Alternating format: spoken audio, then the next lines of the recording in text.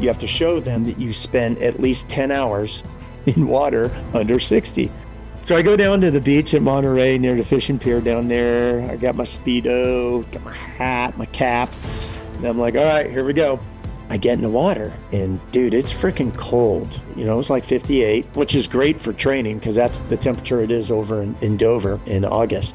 And bro, how long do you think I lasted? I don't know. I mean, let's say a good 45 minutes or so. 5 minutes? 5 minutes. Oh my goodness. I was jackhammering after 5 minutes. And I was so depressed, man. I was like, oh my God, what have I signed up for?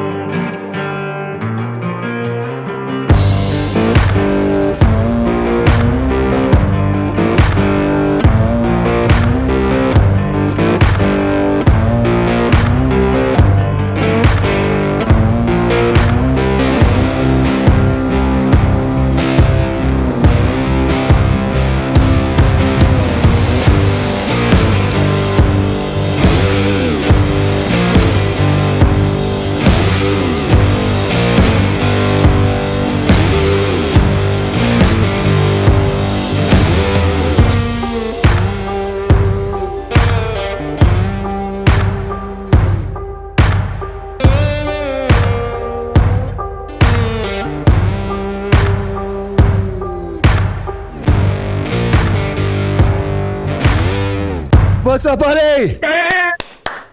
What's happening? Good to see ya. Freaking time, dude. Holy crap. Dude, this is awesome. This is my favorite thing about the podcast is getting to catch up with people like you. Man. Oh, man. Man, what's happening? Dude, I'm in St. Pete, Florida, surviving hurricanes, and things are good, man. Things are good. Man. Yeah. I'm gonna start, I think, with Iran. Well, should we start before that? Should we do a little shot? Yeah. Let's do it. What you drink? You're drinking the Warrior Proof? I did that. Yeah, I did a little Warrior Proof. Are you neat or are you on the rocks, man? Well, I thought you said shot in your thing. So if you had specified, I would have put a rock in it, and because you're supposed to sip this one. This one is pretty powerful. Yeah, this is a sipper too, man. Is it? Just drink it neat, man. So we sip on it the whole time. Yeah. Let's do it neat. We'll sip on it. Let's do it. All right, man. All right, you do yours neat. I'm going. I got a big old ball in mine, man. Oh, nice. Oh, hey, you see that 6 right there? You know what that is? Well, I can guess. I'm going to tell you in a second. What thing do you use to make that rock? Because I've seen some things have been popping up on my Insta feed that are like these crazy. Just go to Walmart, man. They sell them everywhere. They're these little plastic things, and there's a tiny hole in the top. Yeah, I have those. You just pour water in, and then you throw them in the freezer. It makes like 4 or 6 of them at a time. Yeah, I have those, but sometimes they come out a little wonky. Hey, man, have you seen this? No, what is that? Okay, so check this out. How There's have I a not little seen this? NFC code. It's called On Your 6. Ah. Remember Danny? Yeah. Danny Marshall and Mike Nicosia. This is their bourbon. No kidding. So what's cool is it's all about first responders. It's about local heroes, school teachers, firefighters, police, of course, military. But you put your phone next to it, and this one story is about a firefighter. And then it tells that whole story. No way. And then what's cool is a portion of every bottle goes to a nonprofit that's aligned with whatever that story's about. No way. And it's Danny's company. That's awesome. It is the coolest. If I ever get fired from KAATSU, I'm going to go knock on his door, try to work there. That is fantastic. Hold that thing up again. Let me see that thing again. That's a great looking bottle too. Yeah. So the 6, it's On Your 6. Yeah. Like I got your back. Yeah. And Wow. And actually at the swim this year, at the Tampa Bay Frogman Swim, one of the auction things, you're going to freaking love this, man. Introducing the new Jack Carr BCM Mod 4 grip. Reduced angle for improved ergonomics and trigger control. New aggressive grip texture to maximize traction. Extended forward tang to close the gap between the trigger guard and pistol grip. High-rise beaver tail style backstrap. Open bottom to minimize weight. Includes mounting hardware for mil-spec lower receivers. Manufactured in the USA from high-quality impact-resistant polymers. Go to BravoCompanyUSA.com and get yours today.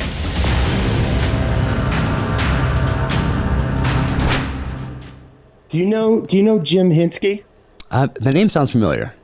Okay, so he makes some of the most, he's a retired team guy, 30 years. He makes some of the most incredible stuff you've ever seen. It's a Seal Artisan. Oh, yeah. It's turning into a big ad. But Yeah. Dude, this Whoa. blaster box. Whoa. So check it out, man.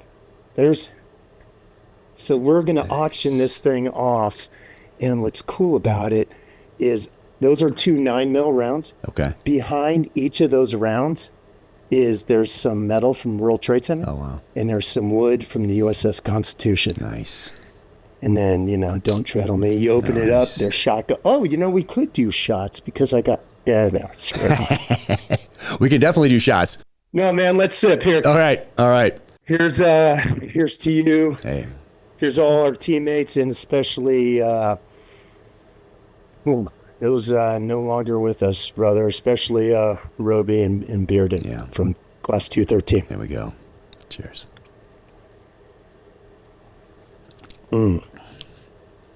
Yeah, and I drink a lot of bourbon. And this one's pretty good. Yeah, that's this one here is definitely a sipping one, so that's much better. Yeah, man. Oh man, gosh, I don't even know where to begin. But I guess for anyone watching or listening, you were my Buds Class OIC officer in charge. So we'll start there and then go back to Tehran, Iran, and then you being an amazing swimmer, amazing leader. But man, I got to roll into 213. A couple weeks after Hell Week. So, so I wasn't with you in first phase. So I had first phase with 212. So which was great because I got 2 distinctly different leadership styles right out of the gate in Buds. Hey, dude, let me cut you off right there. Did you see the Navy SEAL Museum where Class 213 is and where Class 212 is on how much they've paid into the thing? Well, I did see that. I saw that 212 has 0%, and I saw where ours was a couple days ago. Is it 17%? So I talked to our finance guys, and that we bumped that up to over 200%. So we're good. I think we're almost at 300% Nice. now. So if there's any 213 guys, go ahead, throw a little more in there, man. Nice. Yep, exactly. So that kind of says it all right there. But that was. Dude, we had a freaking good time. People ask me all the time, man, what was the best part of your career? And I say Buds. Yeah. And people think I'm insane when I say that, but it's so true, man. It was a part of our life. We never had anything like that ever again. But you were having a good time. Oh, I was. I could see you, and the energy that you brought to everything that we did was so impactful. And so that was really my first military leadership experience, because I have, you have boot camp, and all you're doing, you're folding clothes and underwear and making your bed and all that sort of thing. And then you go to an A school, or you did at the time. So I went to an intelligence school where really you're just getting up and going to classes. And I think I could have tested out of that if there was a way to test out of that just from all the reading that I'd done my whole life. But anyway, I did that for like 16 weeks or whatever. Spent a couple weeks mopping the floor at Nemitzi for people who have been there, waiting for my class to start up. So bottom floor in the morning, lunch, workout, come back afternoon, top floor, mop that whole thing. So that was a good 2 or 3, maybe 4 weeks. I don't even remember. Now, why did you roll in late? Did you get hurt in 212? Yeah. So after Hell Week or at Hell Week? I mean, it wasn't really a hurt. What happened? I can't remember, man. Well, let me go back to the leadership part first. So my first experience of actual military leadership, because boot camp didn't count, Nemitzi didn't really count. So now Buds. Now we're walking in the door in January '97, and walk in the door there, and it's game on from the second you get there. And I'm so excited to be there. This is my dream. Then you class up, boom, we're into it. And I forget how many officers we had when we started. I think it was a larger number. There was at least 3 that I remember. I think there were more. But we had an OIC who had been in the fleet for a little bit, I think. So he's an 03 as you were. Okay. Very different than you were. So anyway, I go through Hell Week, had that walk week, and something's wrong with my shins or whatever, my legs. no big deal though. So I go through the runs when we start running again, after that walk week, after Hell Week. So start running, suffer through the runs, no problems. Still in I was a fast runner, good on the sand. But then the water, then the swim, I got in there. So whatever that thing is with your foot where you have to you have to fin or whatever, that part just wouldn't work. So they yanked me out of the water and made me go to medical. And I was, you know how it is at Buds. You do not want to go to medical. You do not want to get rolled. You want to get through that thing. Yeah, you do not want to do that. So I knew that something was messed up. Was not going to medical on my own. So I was suffering through the runs, but then when it showed was on the swim, and that's when I'll say instructor with the last name G. I'm not sure if he's public or not. Anyway, very large guy. Okay. He might still be in. Very large individual, and he like picked me up by one hand out of the water and puts me in that little safety boat or whatever it was, and took me in and said go to medical. And when someone of that stature, that large, tells you to go to medical, you go to medical. So went there and immediately got rolled. And but the roll worked for me. Remember how some guys would get rolled and they'd like stay in that thing, what PTRR or whatever it was, for a year. People would like hide out there almost or something. Yeah, we had some guys that graduated with us that were there for a long time. Yeah, I wanted to get out of there as soon as possible. So for me, it worked. All I needed was like a week or two of rest or whatever, and I was fine for the legs. And then rolled right into your class. Very different leadership. So you're bringing this energy to every single formation. You can tell the instructors feel it, the class feels it. Everyone's fired up. So dude, it was so fun, man. That first class, so 212, man. So for people listening, you line up like every day in Buds at multiple times throughout the day, and they ask for your head count. And I don't know how we could never in 212 ever get a head count. It was, I'm sitting there like, are you friggin' kidding me? And it was like deer in the headlights every time for that OIC. He could never get it right. I forget who the LPO was, so it's supposed to tell him like how many people we have, I guess. You report by boat crews and all that stuff. So it's not that complicated. Like run down the line, 7, 8, 9, 10, very basic math. Someone can add it up real quick and then all present are accounted for, whatever you say. We never, and I think people from 212 who, if they watch or listen to this, would back me up. We never got a head count correct that entire first phase. And it was just a constant beatdown. Then I roll into your class and boom, bam, head counts are there, smile on your face, energy like just pouring out of you. We have little Reed Nelson. Can we say Reed's name? He's out there. Yeah, he doesn't care. All right, whatever, so we have Reed right there. I played golf with him and Mike, and man, by the second hole, we weren't sober, and that was the most fun I had in years. Oh, that's fantastic. Oh, man. And so you guys are the only two. So I come from a class with, I think there were 5 officers, but 3 that I can remember their faces. They all kind of started with 5. I think it was a lot, yeah. And it ended up being Reed and I. And then I roll into your class, so 212 or 213, and it's just you guys, and you guys are crushing it.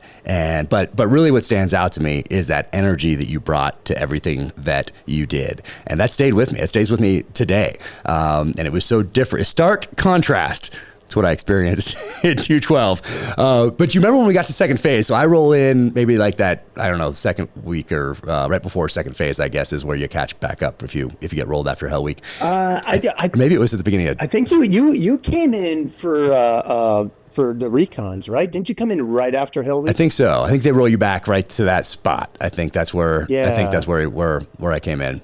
Tell me if I'm wrong on this, but I remember from the very beginning. When I met you, you were very artistic, and I think you helped a lot with the cartography stuff. Weren't you like one of the cartographers in our class? Didn't you do that? I think we all did. Didn't we all have to do it? Did we all have to do it?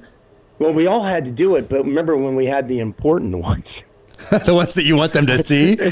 I don't know. Somebody knew what the hell they were doing. Had nice handwriting. I feel like I was involved, but I don't think I was a standout in that. I remember doing them. That's for sure. All right. Man, they don't think it was somebody else. But I don't remember if I was a standout. I wish I still had some of those. They must be somewhere. Yeah, they're buried somewhere. I do have this though. Check this out over here. I got this.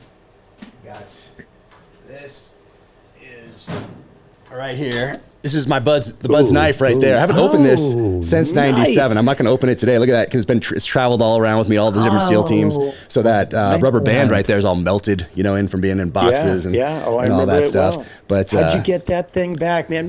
Mine got smashed against the rocks and the bricks so many times. I think I think really? I got thrown in the trash. No way. Oh man. Man. Yeah, I love that. I mean, so there's the rigger's tape around there, right there. Rigger's tape around the base right there. I got really good at sharpening this thing, so I never got mine smashed into the rock. Who did that? Who was the instructor that did that? Was it multiple? Multiple. Yeah. So for those listening, you do But you'll get a kick out of this. You know who lives here locally is Corey Knowles, and I know he doesn't care if I use his name because he's helping a lot of guys go through the recruit training pipeline and get the Great Lakes, and he's helping prepare these guys. Nice. And he's a great dude, and that's awesome. Yeah, and he's been on the KAATSU path as well, so nice. we can talk about him later. But he's right down the street. It's amazing how many people in the Tampa St. Pete area kind of retire and put down roots here. Yeah, we know so many people that have moved to Florida over the last few years, and not even people from the military, but there's obviously a big draw for that. But but you were an amazing swimmer. Like that stood out also. So did you grow up swimming? I forget.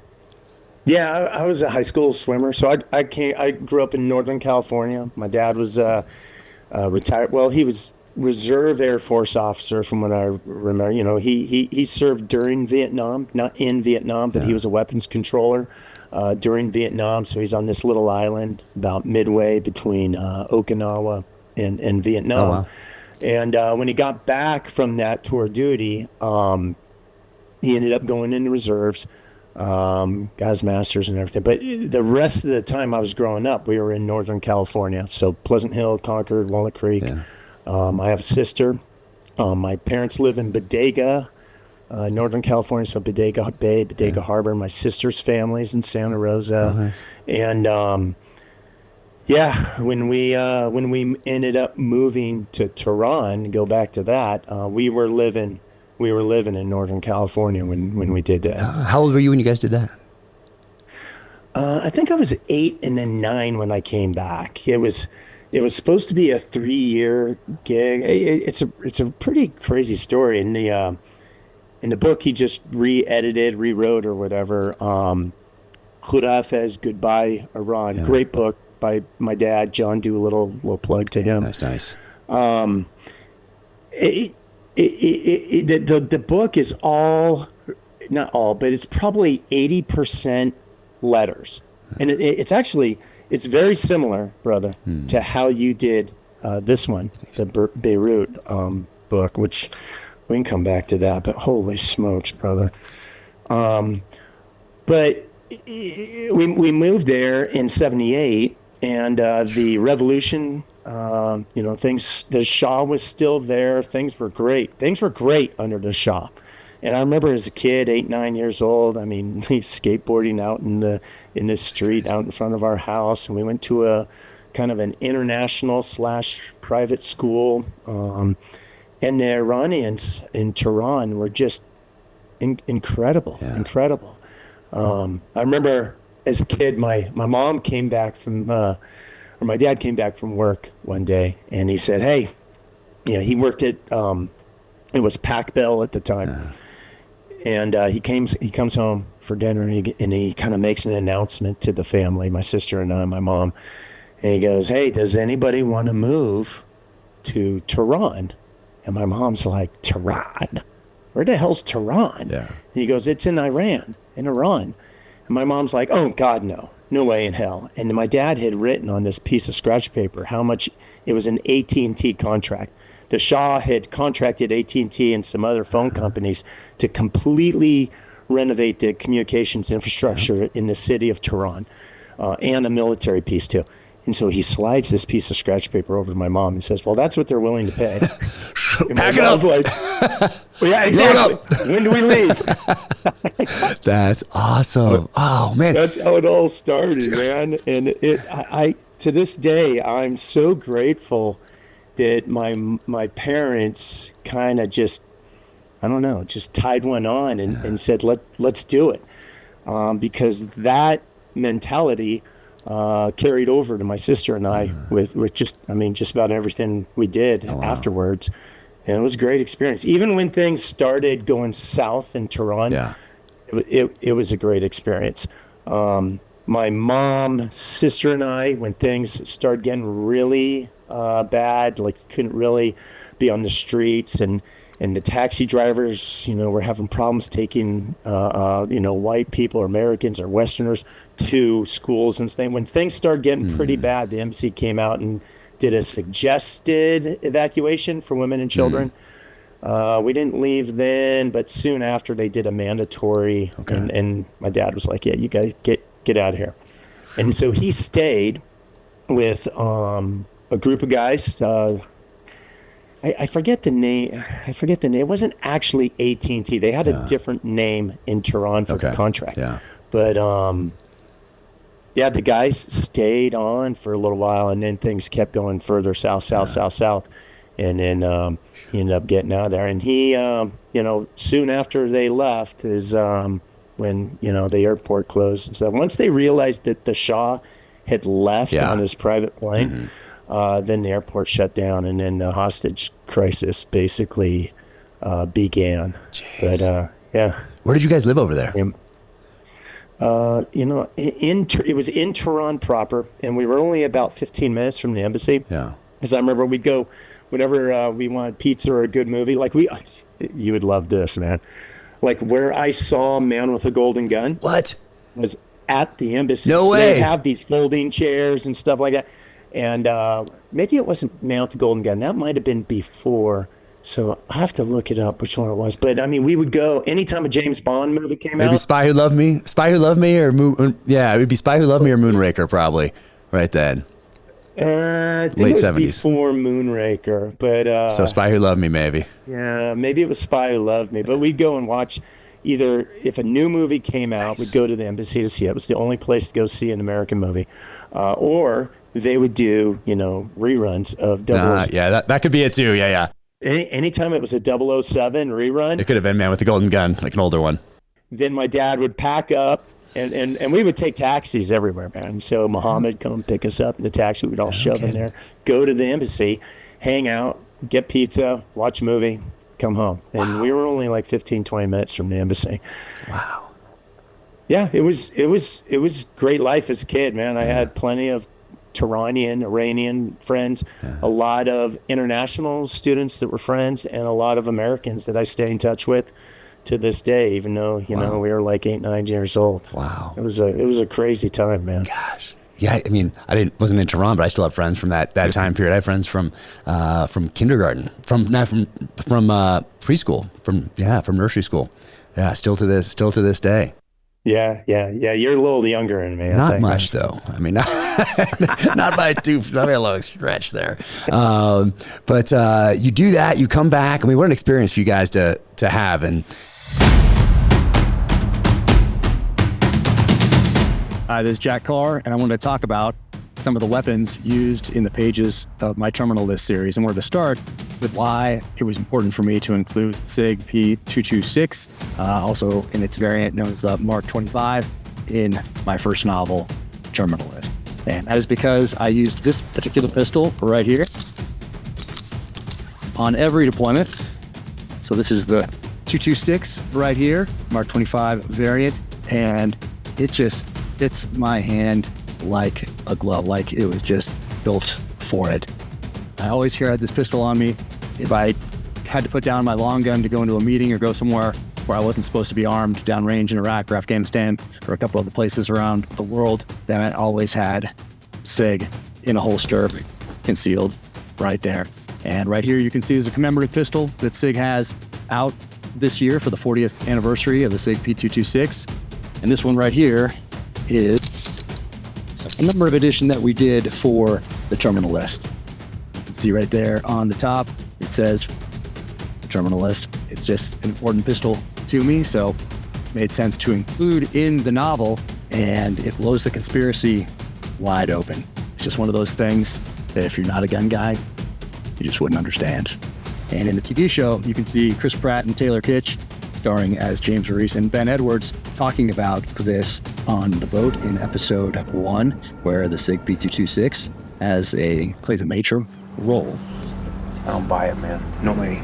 Boozer offs himself with this SIG. No way. Something you had to know about Boozer to understand. He would never have shot himself with a 9mm. An outsider, trying to make it look like a SEAL suicide, would find it convenient to use the same type of handgun that SEALs were issued. What they couldn't know was that Boozer was a real gun guy who'd grown up shooting competitively before he'd ever even thought about joining the Navy to become a frogman. Boozer had a love affair with custom 1911s chambered in .45 ACP, which most people just would not understand.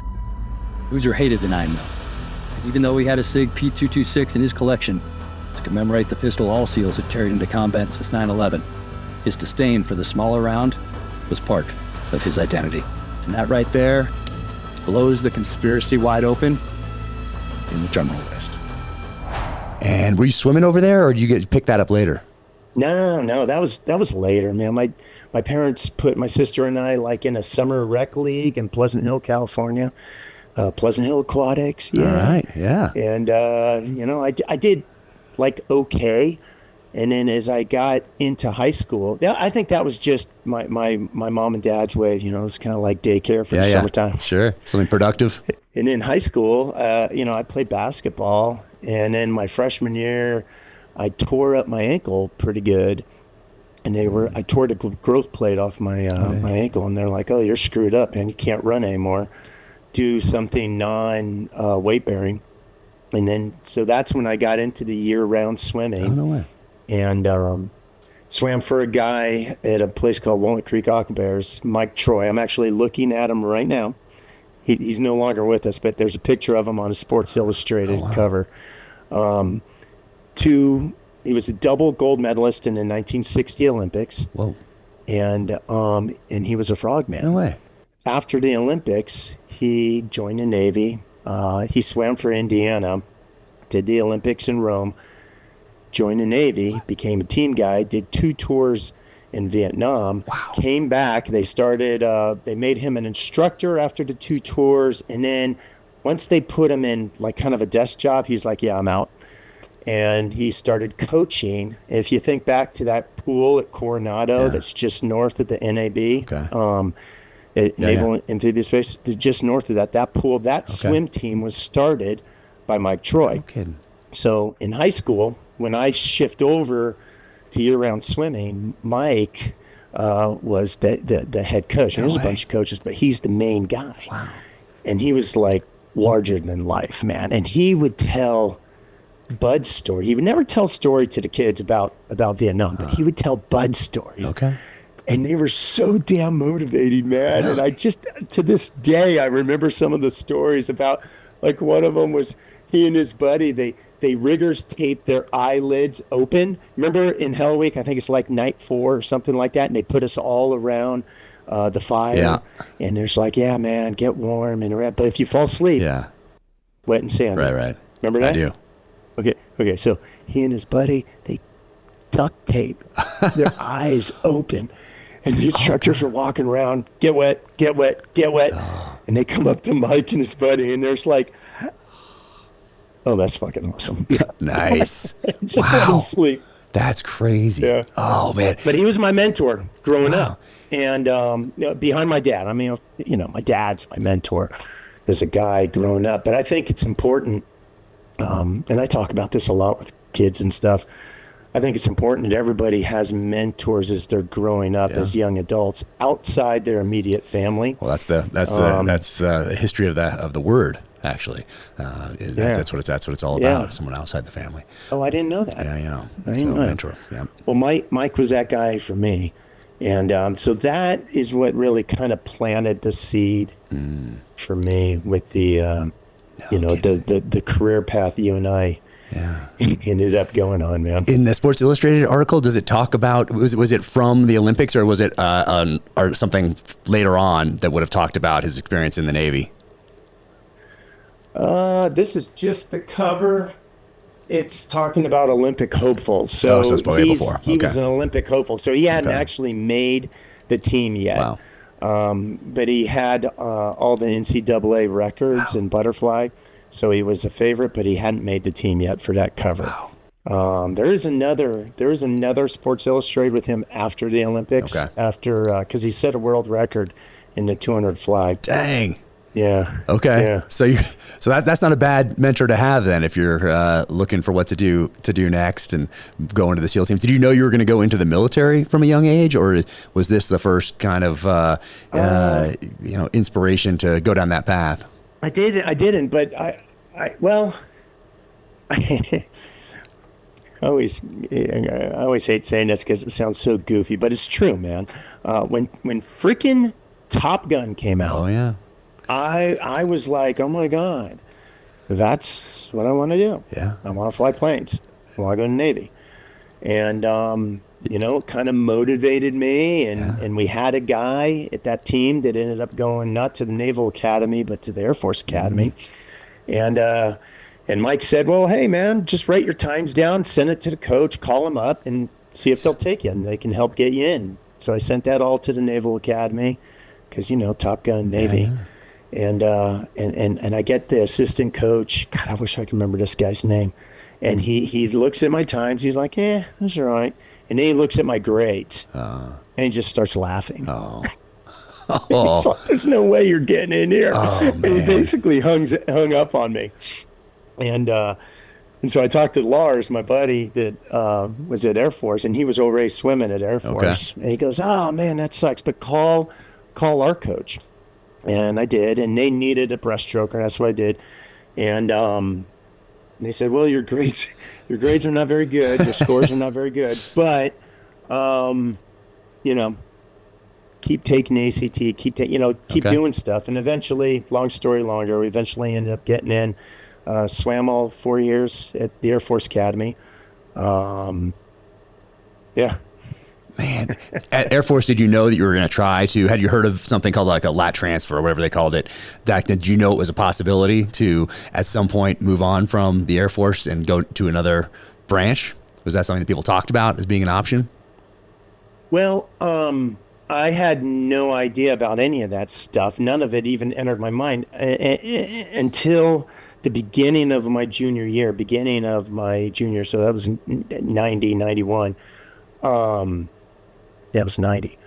So Bush 41. So what had happened, what happens at the service academies, especially for UPT, for undergraduate pilot training slots, some years there'll be a lot of UPT slots and some years there'll be really low. That year when we were juniors, they basically said, hey, class of 92, if you're not in the top third of your class, you're not going to UPT. We're going to bank you. So we'll put you in another job when you graduate for a year. And back then, because does everyone want to fly? Yeah, pretty much. I mean, some guys didn't. Some guys weren't pilot qualified. Some guys had eye issues or whatever. But I'd say 80% wanted to fly. So guys with shitty grades like me were like, whoa. Because I definitely was not in the top third of my class. I don't think I was in the top 98% of my class. I was like rock bottom. So I called Mike. And Mike's like, hey, John, I don't know. There's this thing called Interservice transfer. Yeah, look into it. And I'm like, Interservice transfer? He's like, yeah, you could transfer to Navy and you go into SEAL teams. And that was the first time that he had said to me, no way, consider going into teams. When it says staccato, it comes with a promise. In any condition, at any moment, this gun is ready because your life and the lives you protect depend on it. The future of the 2011 begins with the HD line. Narrower grip with no grip safety. You can run your pistol in either hand with fully mirrored controls and ergonomics. Uses widely available, reliable magazines in a variety of capacities so you can stock up on more mags for less money. Allows common duty optics to be attached directly to the slide instead of to a plate. Staccato. Engineered for performance. Built for freedom. So I honestly hadn't thought about it ever. No way. Until that point. And I was like, well, shit, I'm not going to be able to fly. What else can I do? And he kind of resurrected that idea. And yeah, that's what ended up happening. But when I graduated in '92, I wasn't allowed to go to Buds. I went to the salvage diver route, to a junk boat, to a salvage boat, and but every 6 months, I was submitting a transfer package because I was told. I learned a lot about the military early on, man. But you're now in the Navy at this point. But you're in the Navy at least. I'm in the Navy. Yeah. I'm in the Navy. And they're like, well, you're not going to Buds. Yeah, you're not going to Buds. Don't worry about it. Don't worry about it. You're going to go be a diver. It's the same thing. You're going to do a lot of diving, and it'll be really fun, and you'll enjoy it. Well, okay. So salvage diver, definitely not the same thing as the Navy. So I was in the EOD pipeline, basically. Okay. Back then, the EOD, the explosive ordnance disposal pipeline, involved going to a junk boat or a mine sweep, and then what's a junk you boat? prove yourself there, like a ARS, auxiliary rescue salvage. It's a boat that has like a dive locker and a salvage capability. Oh, interesting. We don't have them active anymore in the Navy. Okay. I don't think they're all MSC ships. But I went to the Safeguard, ARS 50, always resting somewhere. I mean, auxiliary rescue salvage. And where was that? 50. That was out of Pearl Harbor. Okay, so you're in Hawaii. What was dive school like, though? What kind of diving did you do? Because there's different levels to that type of diving, right? Like you go to a Navy type of a dive school, and then there's multiple ones like the hard hat and the whole deal, which looks so crazy. Well, when you go to a salvage boat, they put you through all that. Oh, wow. I mean, they start you with the very basic scuba, and you work your way up to, back then it was like Mark 12, Mark 21, Mark 20, all these different hard hat capabilities. So you learn all that. You learn how to do basic salvage work, and then you go to a salvage boat, and then everything's hands-on OJT at that point. What is that like to put on the hard helmet hat thing and go down, like jump in and just be down there for however long you're down there, like welding or whatever you're doing down there? That sounds very difficult.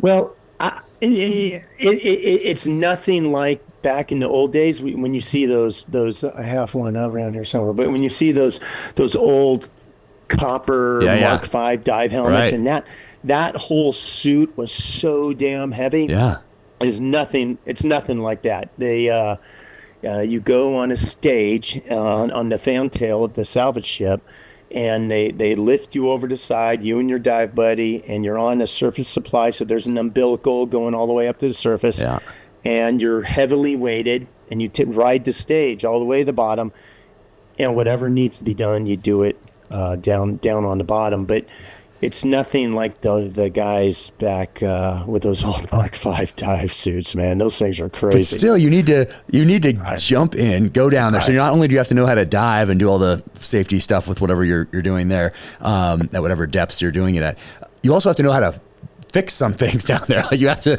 turn wrenches and weld and do whatever you're doing as far as the salvage. So you need to essentially know two things. Yeah, well, you remember I was an officer, so nothing against those here, but I mean, you know the deal, man. I was a sir. You should wait up here. Master of zero, nothing. So I knew the basics of everything with salvage diving, but I was not a professional on anything. Now we had an entire dive locker that knows what they're doing. Of E-dogs and those guys were total studs. Yeah, those guys know what they're doing. They could do anything. That's awesome. Underwater. It was really impressive. So much respect for those guys. That seems like, oh my gosh, what a job those guys do. And then what they do when they get out, they continue on in the private sector. I think there's lucrative contracts out there for guys that are fixing pipelines, oil pipelines in crazy places though.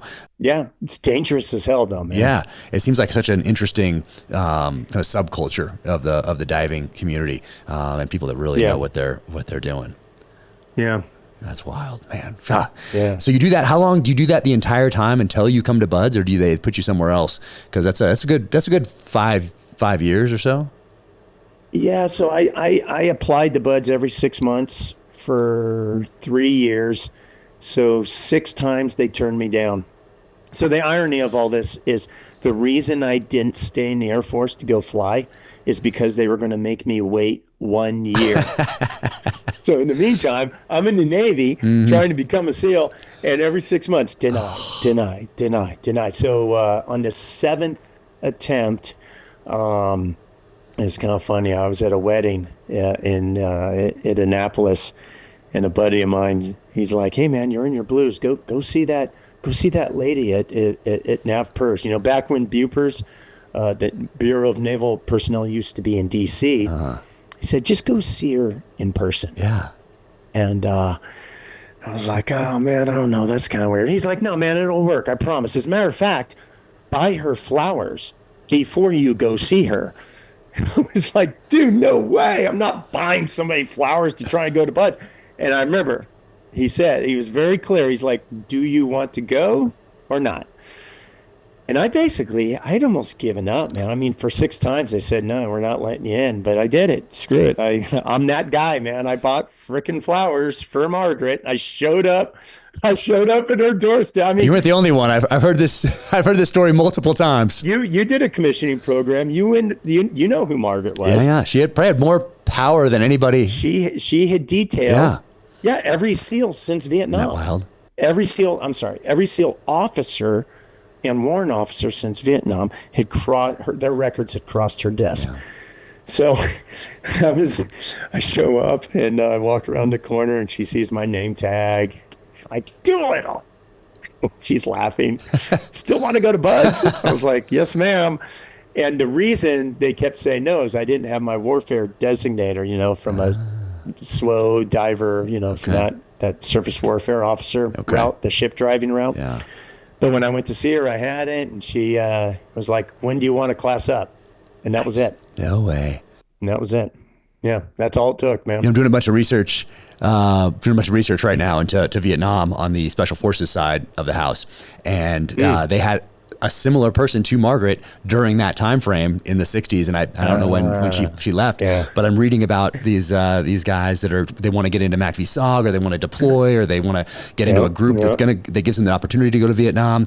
And very similar thing. They have their Margaret from at that time period, and they all did that same type of thing. Give her a call, go bring her flowers, bring her a bottle of wine, do that thing. So there's, but I think she was in charge of, I don't know if she was in charge of officers. I think she was in charge maybe of just MACV-SOG, or maybe something in the Special Forces pipeline. But similar character. Are you doing a book on that? Yeah. So the next one is Tom Reese, so James Reese's dad, Vietnam, 1968, his journey from the SEAL teams into the CIA. So it's essentially an espionage thriller that takes place in Vietnam, 1968. So that's the next one.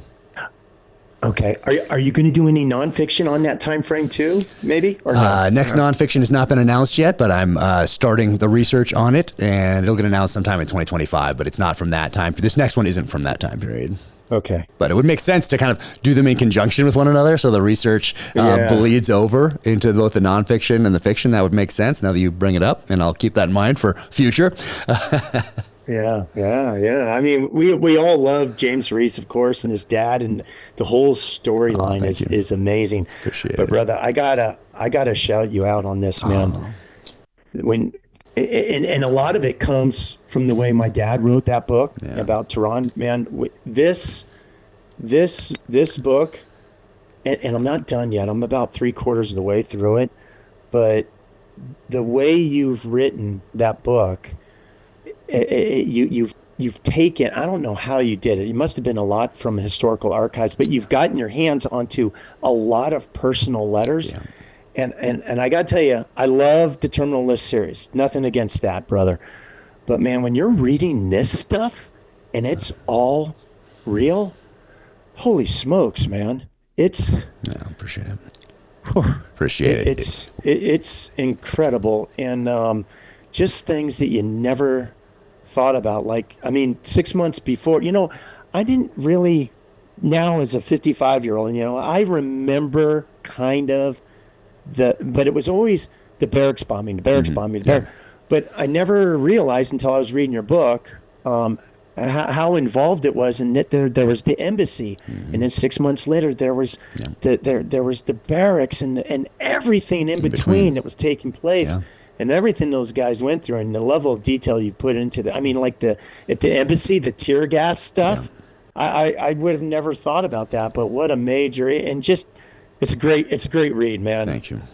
I love what you've done. You're a great fiction writer, of course, but you are also a very, very good, you know, did you ever read Killer Angels? You know, about Gettysburg? Oh yeah. I mean, that was, that whole fiction based on fact. And I know that's not what this is.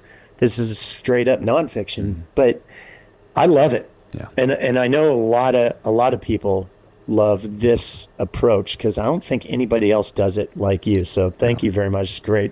I hope you do more of them. I appreciate that. And yeah, more on the books, on the schedule. So Michael Shara, his son Jeff, writes, took the torch. So his dad, Michael Shara, wrote Killer Angels. Jeff Shara writes the same type of books, different periods. He has Civil War. He has one Korean War. He has World War II, World War I, and just did one on the Cuban Missile Crisis.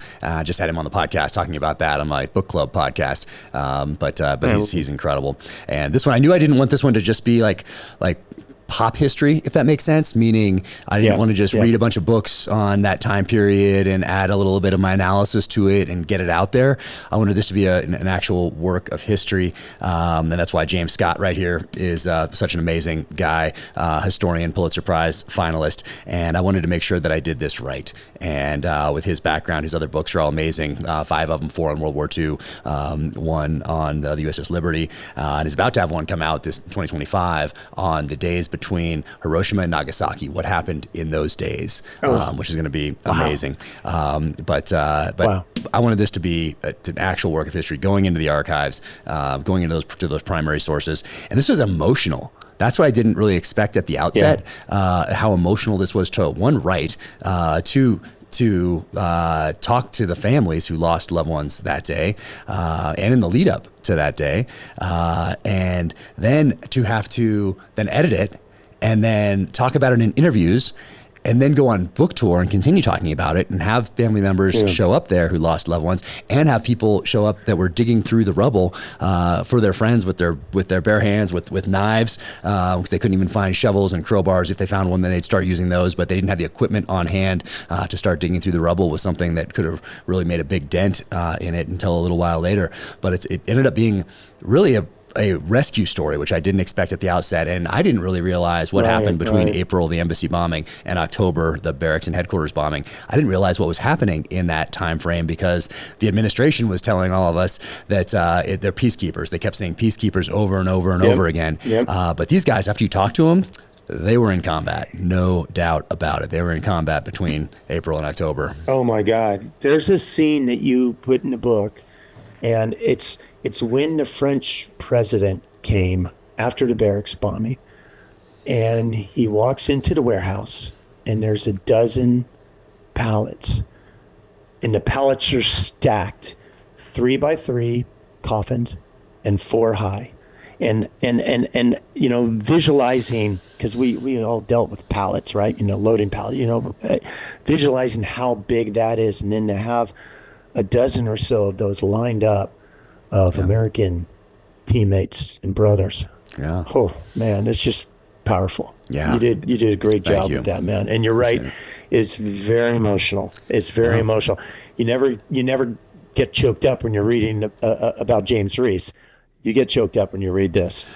I do every book I get a little bit. There's a chapter in each book, maybe 2, where there's something that chokes me up or makes me emotional, because a lot of the times I'm going back to things I experienced downrange or personal or whatever, and I'm taking those emotions and applying them to a completely fictional storyline. But for me, it's you're still living in those emotions and those feelings as you're writing, and then editing, and then rereading at the end, like just to make sure right before it goes off to print, and so you're kind of reliving those things over and over again. So, but this one was emotional from the first page to the last, the entire time. The James Reese ones, it's like, hey, a chapter here, a chapter there, type of a thing, where I feel that. And I think it's important to feel that even in the fiction. And if I don't feel that during a book, then I probably need to go back to the beginning and start over. But so far, they've each had parts that are that make me emotional. But yeah, more nonfiction to come.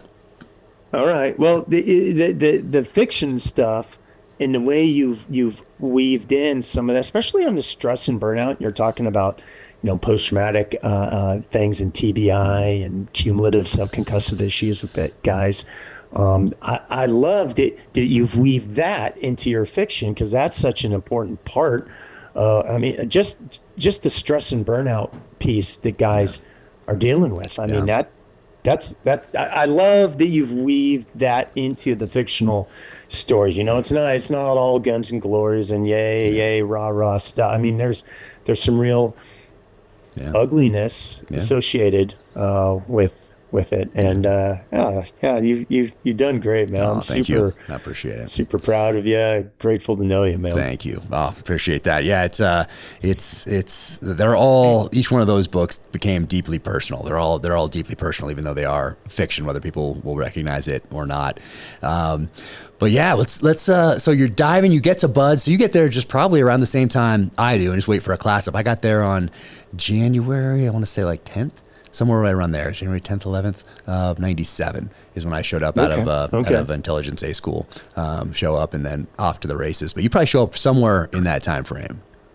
Yeah, I was there for 211, and then I broke my finger and screwed up my knee and had to go get knee surgery. What? So I never even classed up. But yeah, we were. What did you do? We were there at the same time, and then got a quick fix meniscus repair on my knee, and then classed up 213. Man. Well, that's pretty serious. That's not like a minor thing.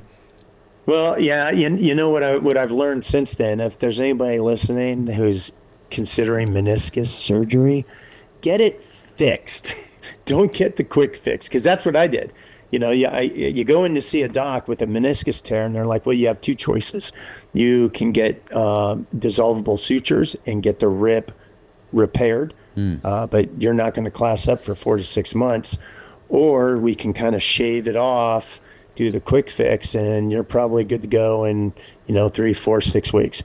And of course I went that way. You're like, I've waited 4 years already, Yeah, exactly. Oh man. But what happens, you get on that stuff too fast, and then of course it starts shredding, and then so yeah, so I'm on a knee. Did you have to deal with it later then? Yeah, I got a knee replacement now. Oh, no way. So now it's all good. But, when you're young and hungry and that's all you want to do in life, it's just like, yeah, man, it's a flesh wound. Let's go. Oh, so brutal. Yeah. That's why you stay out of medical as much as you. That's why guys are like, just keep going with all these injuries that you probably should go to medical for, but they just keep pushing because they don't want to go there and don't want to get rolled. Yeah. Man, that's so tough. So how did you break your finger? These are separate incidents? The thing on the O course, the slide for life, you're climbing up, finger got jammed in one of those things. Oh, dang. In between the 2x4s. Okay. So you get this little quick fix surgery, and then you're back for 213. Yeah. Yeah. So started with 213. A most important thing we did with 213 was we started the class fund. Early. Okay. I don't know if you remember that, but we had the O's paid $50 every paycheck, and the E-Dogs paid $20 every paycheck before we ever classed up, right? So before we even started, we already had like $15,000 in the bank. Wow. And we had a lot. I think that's part of the reason we had such a good time. We bent a few rules. Couple rules. I remember one, we probably won't talk about it here, but a class up that you guys did at the beginning. I think you got in a little trouble for it. I believe we just heard, because I was in 212 at that time, and I think we heard what 213 had done. I think about bringing some people in to the Buds compound for a little. So yeah, well, okay. So I went to captain's mess for that, and did you and actually really? Joe Yarborough, retired captain. He's local here, and he showed up at my retirement, and we told the story. So it's not, sorry, I don't know if it's appropriate for your audience, but I'll just say that parental guidance suggested. Yeah, we had some unique individuals to invite all of the instructors to our class up party, and it didn't quite work out. And I thought I was getting kicked out. Now, you weren't in our class at that time because we had not classed up, so you were already going. Yeah. But at the end of the day, it became a teachable moment, and they let me rejoin the class, and everything was okay. That's good. I don't think today it would be a teachable moment. It would be a teachable moment for you. If it happened today, that guy would have been gone. There's a lot of stuff that we did back then that there's no way you could get away with it today with all the phones and stuff. Because you're hearing the stories then. Like we're still hearing stories like Vietnam stories and guys who went through buds in the 60s, 70s, 80s, and you're hearing stories of the heyday where you were just almost expected to do that sort of thing, creative thinking and all the rest of it, which is an important part actually on the battlefield, of course, which I think is one of the most important attributes, is being able to adapt and be aggressively creative on the battlefield. But doing things like that and not just following all of the rules were, I think, an important part of that, especially for our generation that would end up in Iraq and Afghanistan. So you invite these individuals, you have this party. How did it get out? How did you get in trouble for it? The invitees were being escorted across, and the gate guard stopped them. The gate guards. And it all someone not invited to the party. It all fell apart. You should have used some of that class funds to grease. Lesson learned: you got to grease the skids with those gate guards. You got to take care of those gate guards. Well, people listening are probably like, "What the hell are they talking?" I'll just give you the 5-second summary. It's like, basically, if you're going through buds, you don't want strippers in greens to go and invite your instructors to your class up party. Bad idea. But back then, it seemed like the right thing to do. It seemed like a great idea at the time. Oh, man. But, yeah. That was almost the end of my NSW career. Wow. Was that your first time being in trouble in the military? I'm sure there was stuff at academy or whatever, but was this like the first thing that stands out as like, oh, no, I got in trouble at the academy all the time. Yeah. I was restricted for a lot of the time. As a matter of fact, when you march a tour at the Air Force Academy, they used to have, I don't know if they still have them, but there's these M1 Garands with they're filled with lead in the barrel. Yeah. And you'd march back and forth on the terrazzo. And when you did that for 1 hour, that was considered one tour. So sometimes you get in trouble, you get 3 tours, 5 tours, demerits, whatever. If you ever did 100 of those, you were a centurion. When I graduated from the Air Force Academy, I was almost a double centurion. Hey, which there's not a whole lot of those that graduate. Hey, you're among the elite. So I struggled, man. Yeah, you're among the elite. Do you remember? So what was that first captain's mass like then? You have to be in your blues, your whites, whatever time of year it was. Probably the blues. Well, so at Buds, it was just being your best in your best greens. Oh wow. And and show up. And tell a story. Denny Chalker was the master chief, and Yarborough's commander. And I walked in, and they wanted to know the whole story. And I told them. Denny Chalker seen a thing or two. Yeah. Well, and the longer I'm in the office, the more I'm starting to realize they just want to hear the story. That's so great. And then at the end, there's like, dude, you're an idiot. Don't do that again. That's Come amazing. on. Go rejoin your class. Wow. I was like, oh my God, I thought I was gone. Wow. Today. Yeah, amazing how different it is today. There's no way that would fly today. Man. No. That's a good kickoff, though. But what's great about that also is that the other phases hear about it. The other instructors hear about it.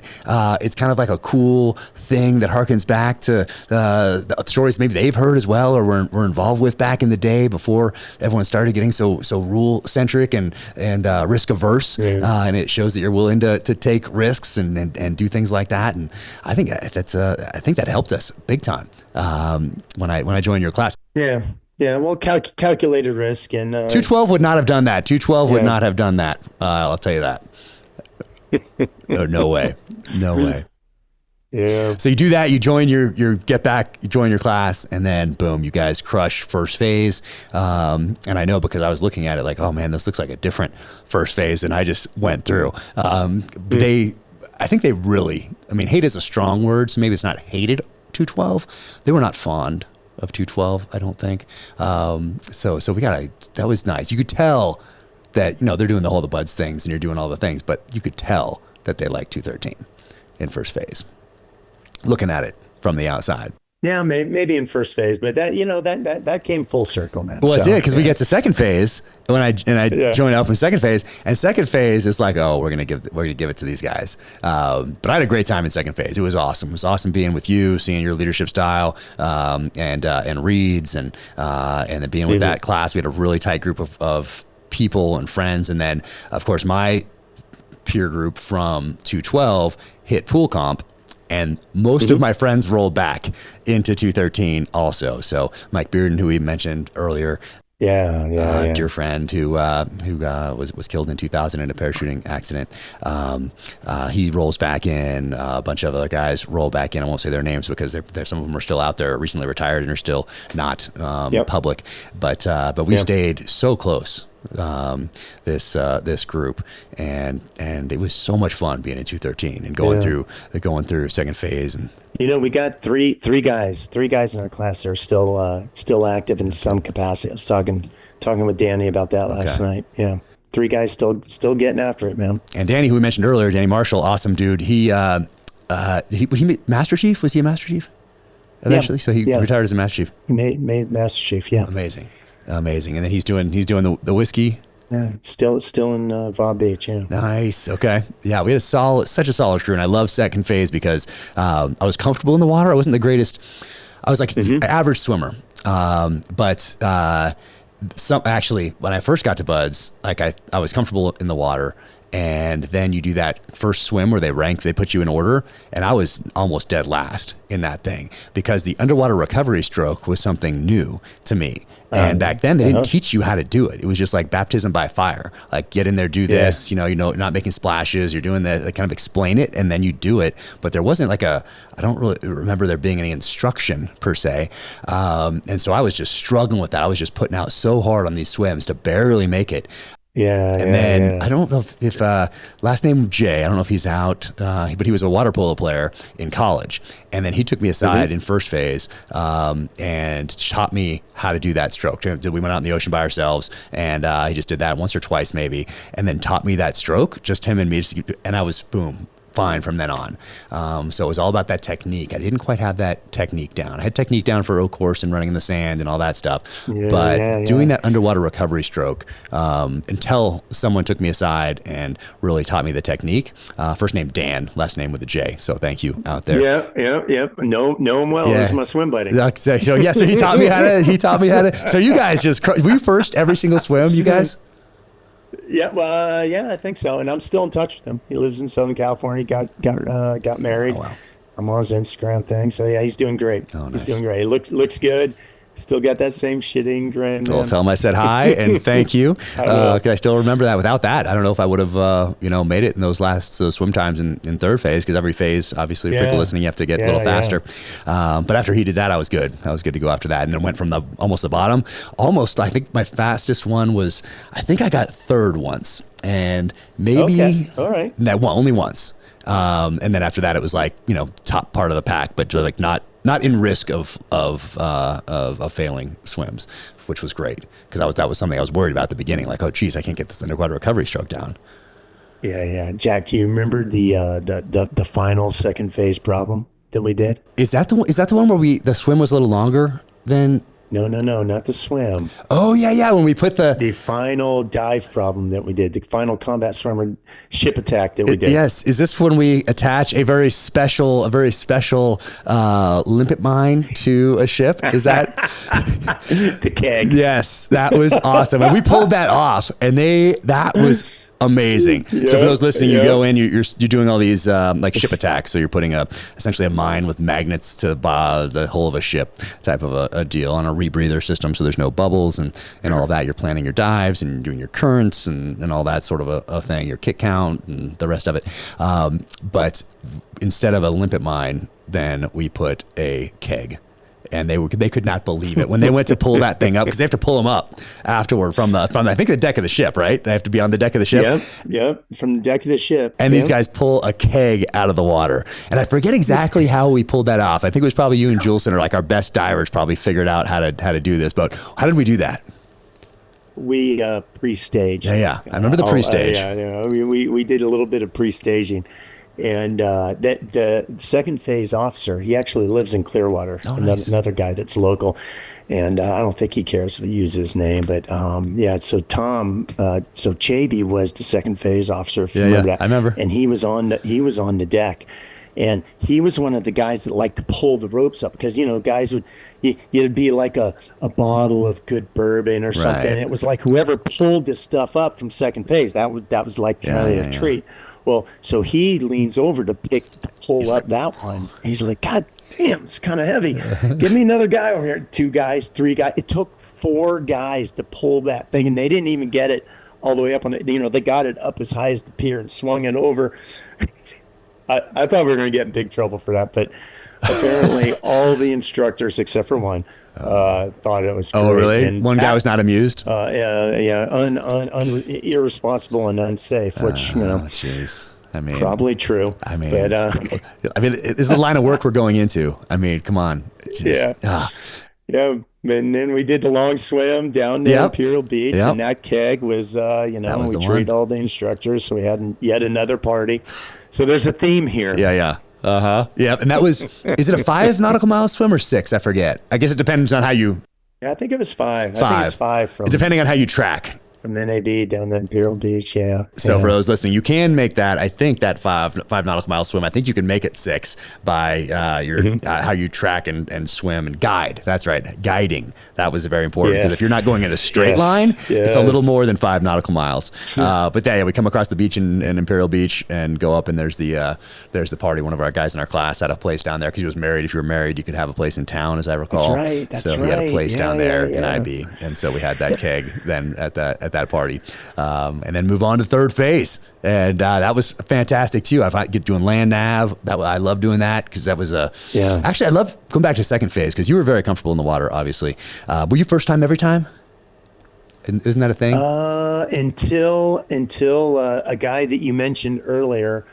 Before pool comp pulled me aside and said, "You're not passing this." And I was like, "What?" And I'm super comfortable in the water, and sure shit. He got me, man. There was that was like the drown proofing thing and all that. Yeah. It wasn't pool comp, it was drown proofing. Okay. He got me on drown proofing.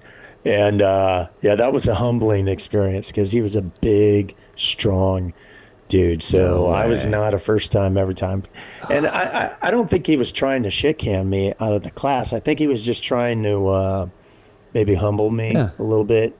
Okay. And it was okay. Yeah. It ended up being good. Yeah. And pool comp, for those that don't know, you go down to the bottom of the pool and you're with twin 80s on your back, and then instructors, either 1 or 2, like they pounce on you essentially and turn off your air, rip your regulator out of your mouth, like hit you in the gut a couple times back then. So you're trying to keep that oxygen, whatever oxygen in you have. And they're timing it, of course, to make sure that you don't have too much oxygen in there. And then they pull those hoses out because they have these 2 hoses because it's old school stuff, and they tie it in a knot and pull off your fins, pull off your mask, slam you on the bottom of the pool a couple times, and then they back off. And you have to go through these procedures to turn your air back on, get that regulator back in your mouth. And it's not just like a free-for-all of trying to do whatever you think's right. No, there's certain procedures you go through in order to get things going again. And then you start crawling along the bottom of the pool again, and then bam, they hit you again. And I love that. So that for me, that and life-saving were my 2 favorites because those are the only 2 times where it's really like you against an instructor. The rest of the time you're getting yelled at, you're doing push-ups, and you're getting yelled, okay, you're the worst in the world. We've never seen a class as bad as yours, that sort of thing. But this time it's hands-on. And I was like, all right, let's do this. Like me and you, let's go. And I loved that part. That part was, those 2 things stand out to me because it's really the only 2 times you're just like, you're physically engaged with an instructor. And it's like, okay, it's not just you yelling at me. This is like me versus you. Let's go. And I loved those. So I passed that first time because I've been a diver since I was 9. I got certified diving when I was 9, very young. So I was comfortable with all that sort of a thing, and loved those 2 in particular. Life-saving because you have they're trying to, for those listening, they're grabbing you and trying to bring you to the bottom of the pool. You're trying to get them to the side of the pool to save their life, type of a thing. It's like a drowning victim, and you have these different sizes of instructors that do different things. Either they're dead in the water or they're fighting you, trying to drown you back. And I'd also been doing jiu-jitsu up to that point, so I knew to relax. Like when they took you to the bottom of the pool, let them expend all their energy dragging you to the bottom, and you just relax. Okay. Boom. Yeah. And then when they have to come up and get air, then, okay, now I expend a little bit when I can get a little oxygen, get a little closer. Oh, they take you down again. Just relax. Just like in jiu-jitsu, just relax. So I loved those, but second phase was fun. Yeah. That was pretty cool. Doing some real SEAL stuff. Yeah, you did good, man. I remember, and then in third phase, you crushed it, and then we got out there to San Clemente Island and had a good time out there. All graduated. We lost a guy there, right? Didn't we lose? I mean, I say lose a guy, kicked out. Was it safety? Some guy at the end? I think we lost one guy at the island. We did. Which is semi unusual, I think. Can't remember his name, but you're right. You're right. And usually out on the island, third phase, you usually don't lose anybody. You know, that's kind of usually your core, and you keep going. But yeah. And it was demo safety, I think, for him. I think that was his. And then you went West Coast, right? I went East Coast. Yep. You stayed on West Coast, right? Yep. I went to Team 5. But before that, we got to go to jump school. That's right. How can I forget? And we got to go to Benning. And I was going to try to find it. I don't know if you remember this. We all went to, at some point, I think it was in Buckhead on a weekend. And so the whole class is in Buckhead. And it's insanity. And we go to breakfast, I think, or brunch or whatever it is. And we get the bill. And the bill for our, it wasn't crazy expensive now, so it's not going to sound expensive, but the number is important. We get the bill, and I kept the receipt. I still have it. $213. Oh. $213 is what the bill was. Way. Yeah. I do remember that. And I kept it. Holy cow. Yeah. I forgot all about that, man. I have the receipt. You got that receipt? I have the receipt to this day. I put it in with my pictures from Buds. I put it in like a photo album type thing. So along with the pictures, there's that receipt from that place. Even though it's amazing, it's crazy. It's really faded, even though it's not. I don't know why, because it's not in the sun or anything like that. It's just in these pages, but it's really faded at this point. I saw it when I was cleaning up not too long ago. But 213. How crazy is that for our class? Like of all the, was it 212, 214? Yeah, we had a good time there too, man. Doing the jump school thing. Yeah, jump school was crazy. Yeah, that was a lot of fun. Yeah, man. I'm glad we got to go there and experience the Army and experience 3 days of training crammed into 3 weeks, or however they do it. But that was fun too. We actually lost a couple guys that first night. Remember, somebody didn't make it. Did they get kicked out, or did they actually get lost? I can't. They got kicked out of jump school. And because that first, because we all went out the night before, once again, this common theme, we went out the night before and because you're hearing these stories, you're hearing all these stories about things that people have done in the past. And I'm going to catch shit after this comes out. They're going to be, hey man, you're glorifying alcohol.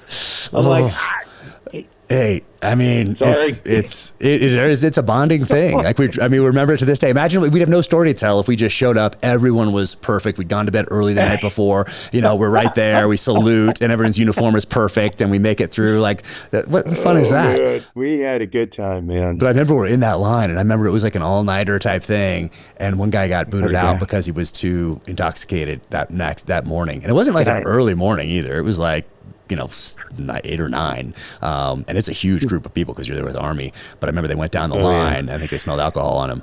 And I think he went to the East Coast, and then he went back later. I think he's got kind of, nowadays you'd probably be in a lot of trouble. But back then he went back, kind of got a little bit of trouble. Okay, so he still came into teams. He just had to redo jump school again. And whatever. Okay. Yeah. And now, guys, that's all done internal in-house now with the SQT and all that kind of stuff. Yeah. It was cool going to Benning, though, because there's so much history there.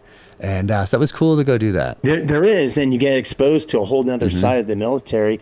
And I think it's because some of us spent time in the fleet before we went to Buds. And I think that's important because it gives you good perspective of, hey, if you don't make it through this, you're going back to that. It's why a lot of us went over to Cargo Net. We'd always look at those big, great things with the pointy ends. And I'd be like, I'm not going back there. Yeah. But guys that came in and didn't have any experience in the fleet, going to jump school was the first time, and I don't know if you fall in this category, but it was the first time some guys had seen another piece of the military. Yeah. And we were well taken care of in SW, man. One of my deployments, I worked for 5th Group, for 5th Special Forces Group over in Iraq. Yeah. And so it was a full deployment. I was the CJS SOTF AP deputy. It was just kind of the token NSW guy on their staff. But that was super impactful to me, because even though after 9/11 we had, we had it hard. I mean, there was a lot of deployments. There was a lot of a time away from home, a lot of unpredictability.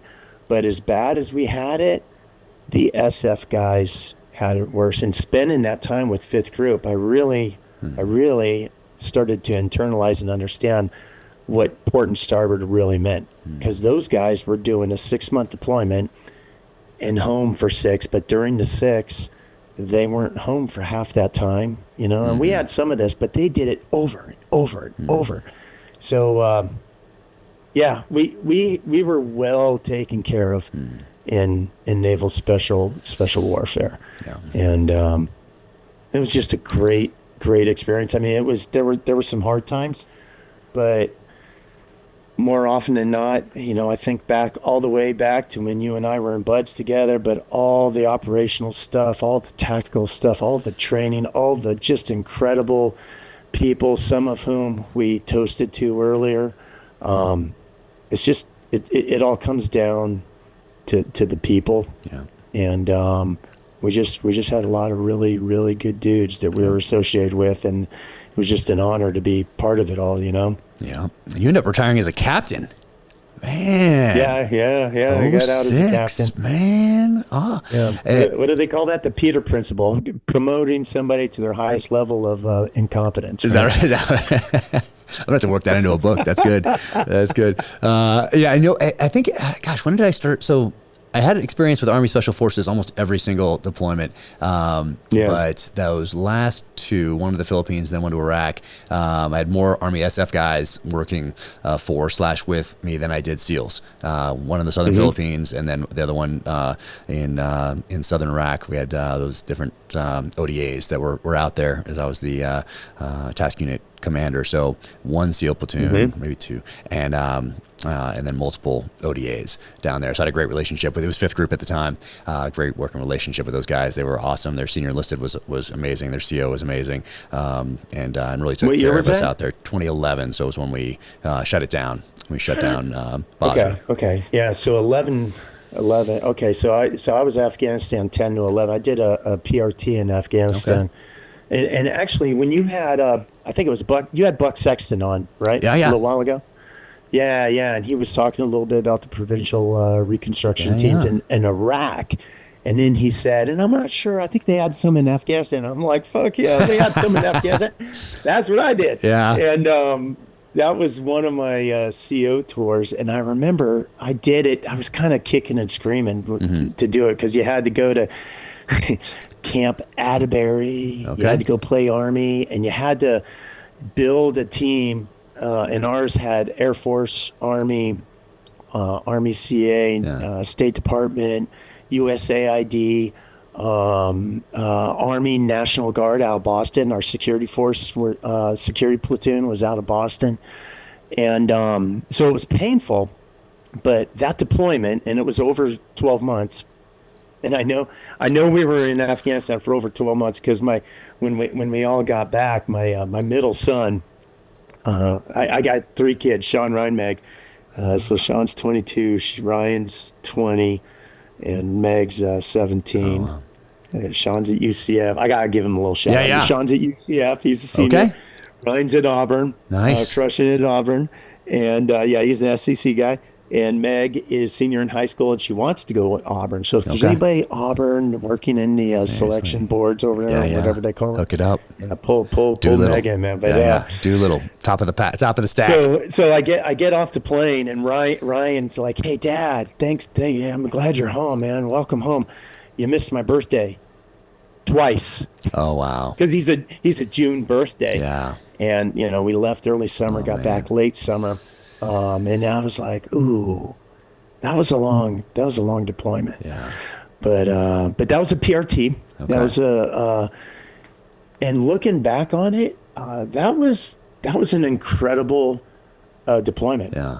We worked directly with all the district sub-governors in Ghazni, province and directly with the governor, and we had access to all kinds of resources and funds for the rebuilding. And then we would use military age males with the idea that we'd be using them, hiring them to go do A, B, or C, and then other things with them that we probably can't talk about on this podcast, but things to help pull military age males off the battlefield. Okay. And we had a female engagement team, and we pull intel out from that. It was a phenomenal deployment, and we were co-located with the Polish Grom. It was great deployment. It was a great deployment. But that was 2010. Okay. What base were you? Was there a main base that you guys staged out of?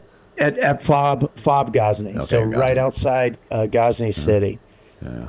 So right, the capital of that province. So if you draw a line between Kandahar and Kabul, and Highway 1 would go from Kabul all the way down to Kandahar. Right in the middle is Ghazni province, and Ghazni City is almost right in the middle between Kabul and Kandahar.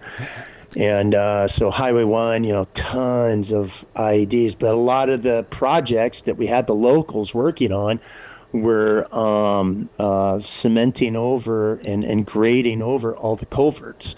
And there was like 700 culverts on Highway 1. It was freaking crazy. But man, those things were cooking off all the time. We lost a lot of our Polish teammates, because we had an American PRT and we had a Polish PRT, and our MRAPs were incredibly resilient and strong. And what they were driving Rosamax, and you take an IED under a Rosamax and it's not good. But yeah, that was a good deployment. And you're doing daylight stuff. Like, you're going out there and having meetings, and you're all over the place in the daylight. Yeah, it's broad daylight stuff. I mean, we had so the SEAL senior chief that was my SEA. I'm not going to mention his name because I haven't talked to him about throwing his name out there.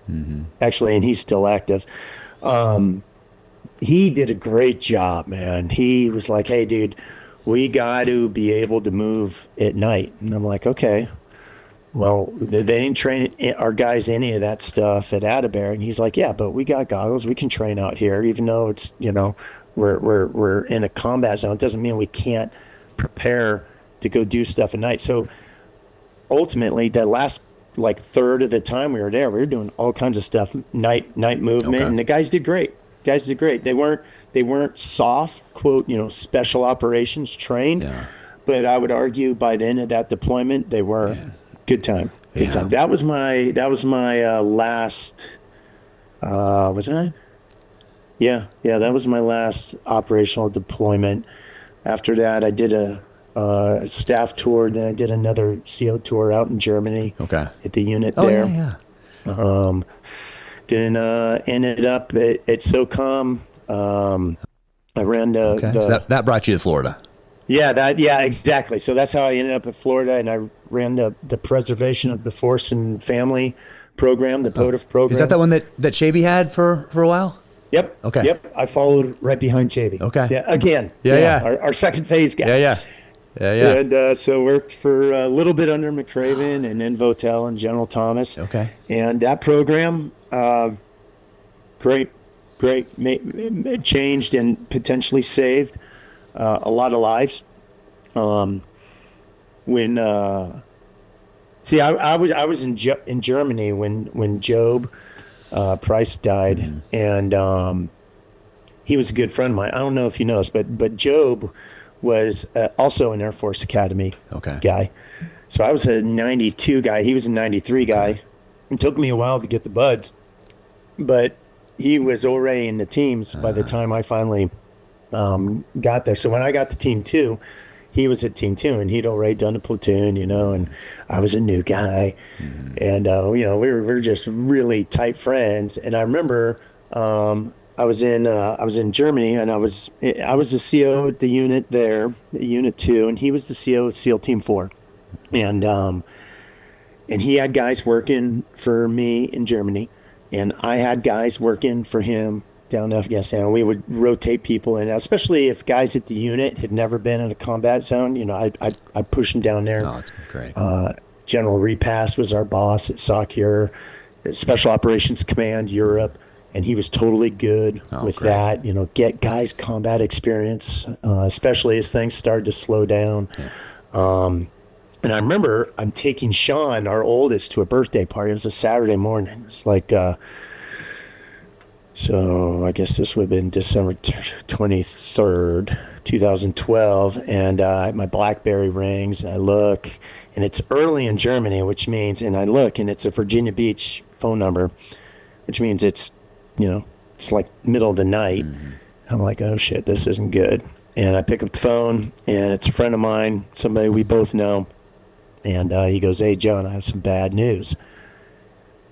I was like, fuck. All right, man. What happened? And he goes, it was Job. And I was like, fuck. All right. But, you know, commanding officer, SEAL Team 4, deployed, Afghanistan, leading troops in combat. Okay. Well, I mean, it's a dangerous life, right? It's a dangerous livelihood being in the teams. But then what he said next took the wind right out of my sails. He said, John, what you need to understand is it appears that Job died by self-inflicted gunshot wound to the head. And I was like, what? How can that even be possible, man? This guy was I think it was his 14th deployment, 8th or 9th combat deployment. Really respected guy, really resilient guy. Everybody that I knew, he was a hard guy to work for. I'll be the first to admit it. You know, he's very exact and very methodical. Sometimes he's a hard guy to work for. But, man, he was always raising his hand. When I would think about the most resilient guys I knew, especially in the officer ranks, his name was right up there at the top. And Tom and I would talk about this a lot. And when I got orders to SOCOM, and I knew Tom was in the POTFF, because there's a psychological, we'll talk about POTFF in a second, but, and McCraven was the boss. Tom said, hey, I'm getting ready to retire. I'm looking for somebody to replace me. Are you interested? Because I was working in acquisition side. And immediately what came into my mind was, God, if that happened to Job, it really can happen to everybody. What it taught a lot of us was everybody's got a breaking point. I don't care how tough you are, how resilient you think you are. And I love that you've weaved this aspect into your books, you know, the stress and burnout. But everybody's got a breaking point. And my mindset was, well, if I could go into this program on the SOCOM staff and help in some kind of way to help maybe that not happen again, I'm all about it. And so I went to McCraven, and I was just like, hey, if Tom's leaving, I'd love to be in that position. And POTFF, Preservation of Force and Family, there's a family readiness piece. There's a psychological piece. So you have the human performance program, so physical. You have the spiritual program, kind of chaplain core, things like that. You have the psychological program, behavioral health, you know, your counselors, your operational psychs and all that kind of stuff. And you have the, let's see, HP, and then the family social piece. And all of that is like a big Venn diagram encompasses POTFF. And in 2012, SOCOM had the worst active duty suicide rate of any government organization in the U.S. government. Wow. And the purpose of POTFF was to go up to D.C., meet with staffers, and try to help them understand the uniqueness of what the special operations world requires of guys. Very unpredictable. It's as you well know, and you talk about in the books, it's a very tough lifestyle.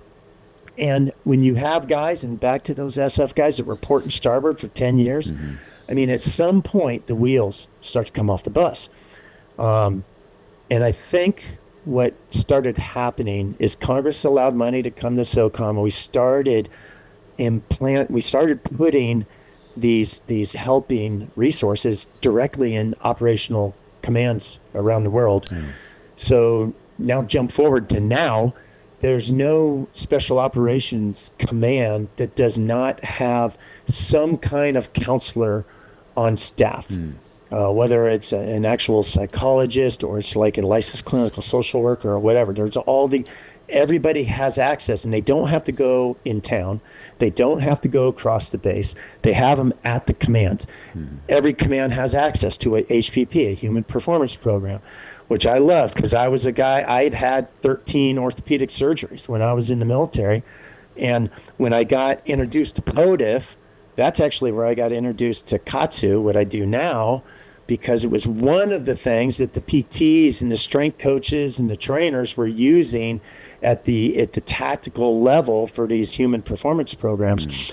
And then there's the family piece, and then there's the spiritual piece, and now there's the getting neurocognitive baselining on the guys before they go through assessment and selection, and taking care of them and all that stuff. So the POTFF program, it really made a huge impact on me personally, but seeing how it helped the force, it was incredible. It was great. It was a great way to end my career, I thought.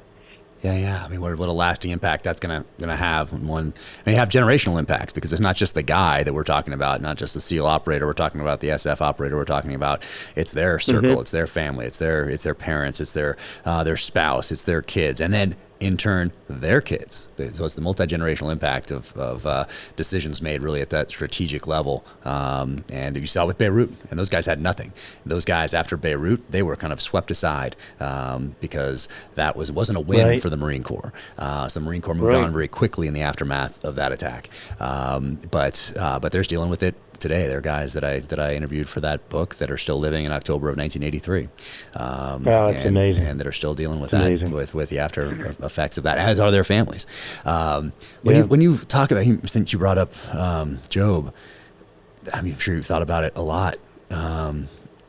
What do you think was the why there?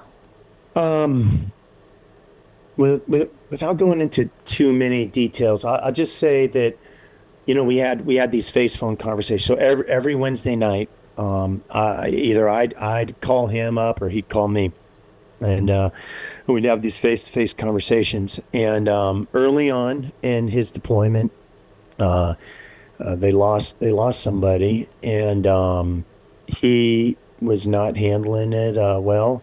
He wasn't, like he wasn't working out. That was my biggest thing. I was like, hey man, and this is before I knew anything about, I've learned so much about traumatic brain injury and PTS and sleep and the importance of sleep and all that kind of stuff. But back then it was like, I just had this feeling. I was like, Joe, are you still working out? He's like, no, man, my sleep's horrible too.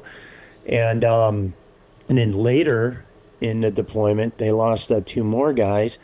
And he, I think he was blaming himself for a lot of that.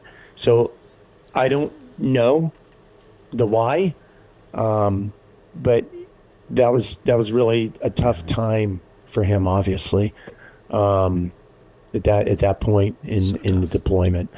And, I look back on that time, and because I talked to a lot of like college kids and ROTC kids and university students and stuff, and one of the things I talk about is stress and burnout. And I tell Job's story, not to be, I just feel like it's important. Number one, that kids nowadays know that everybody's got a breaking point, but more importantly, when you start sensing and seeing things that I was sensing and seeing with Job, that it's okay to be a little more intrusive than I was being back then. I wish I could go back and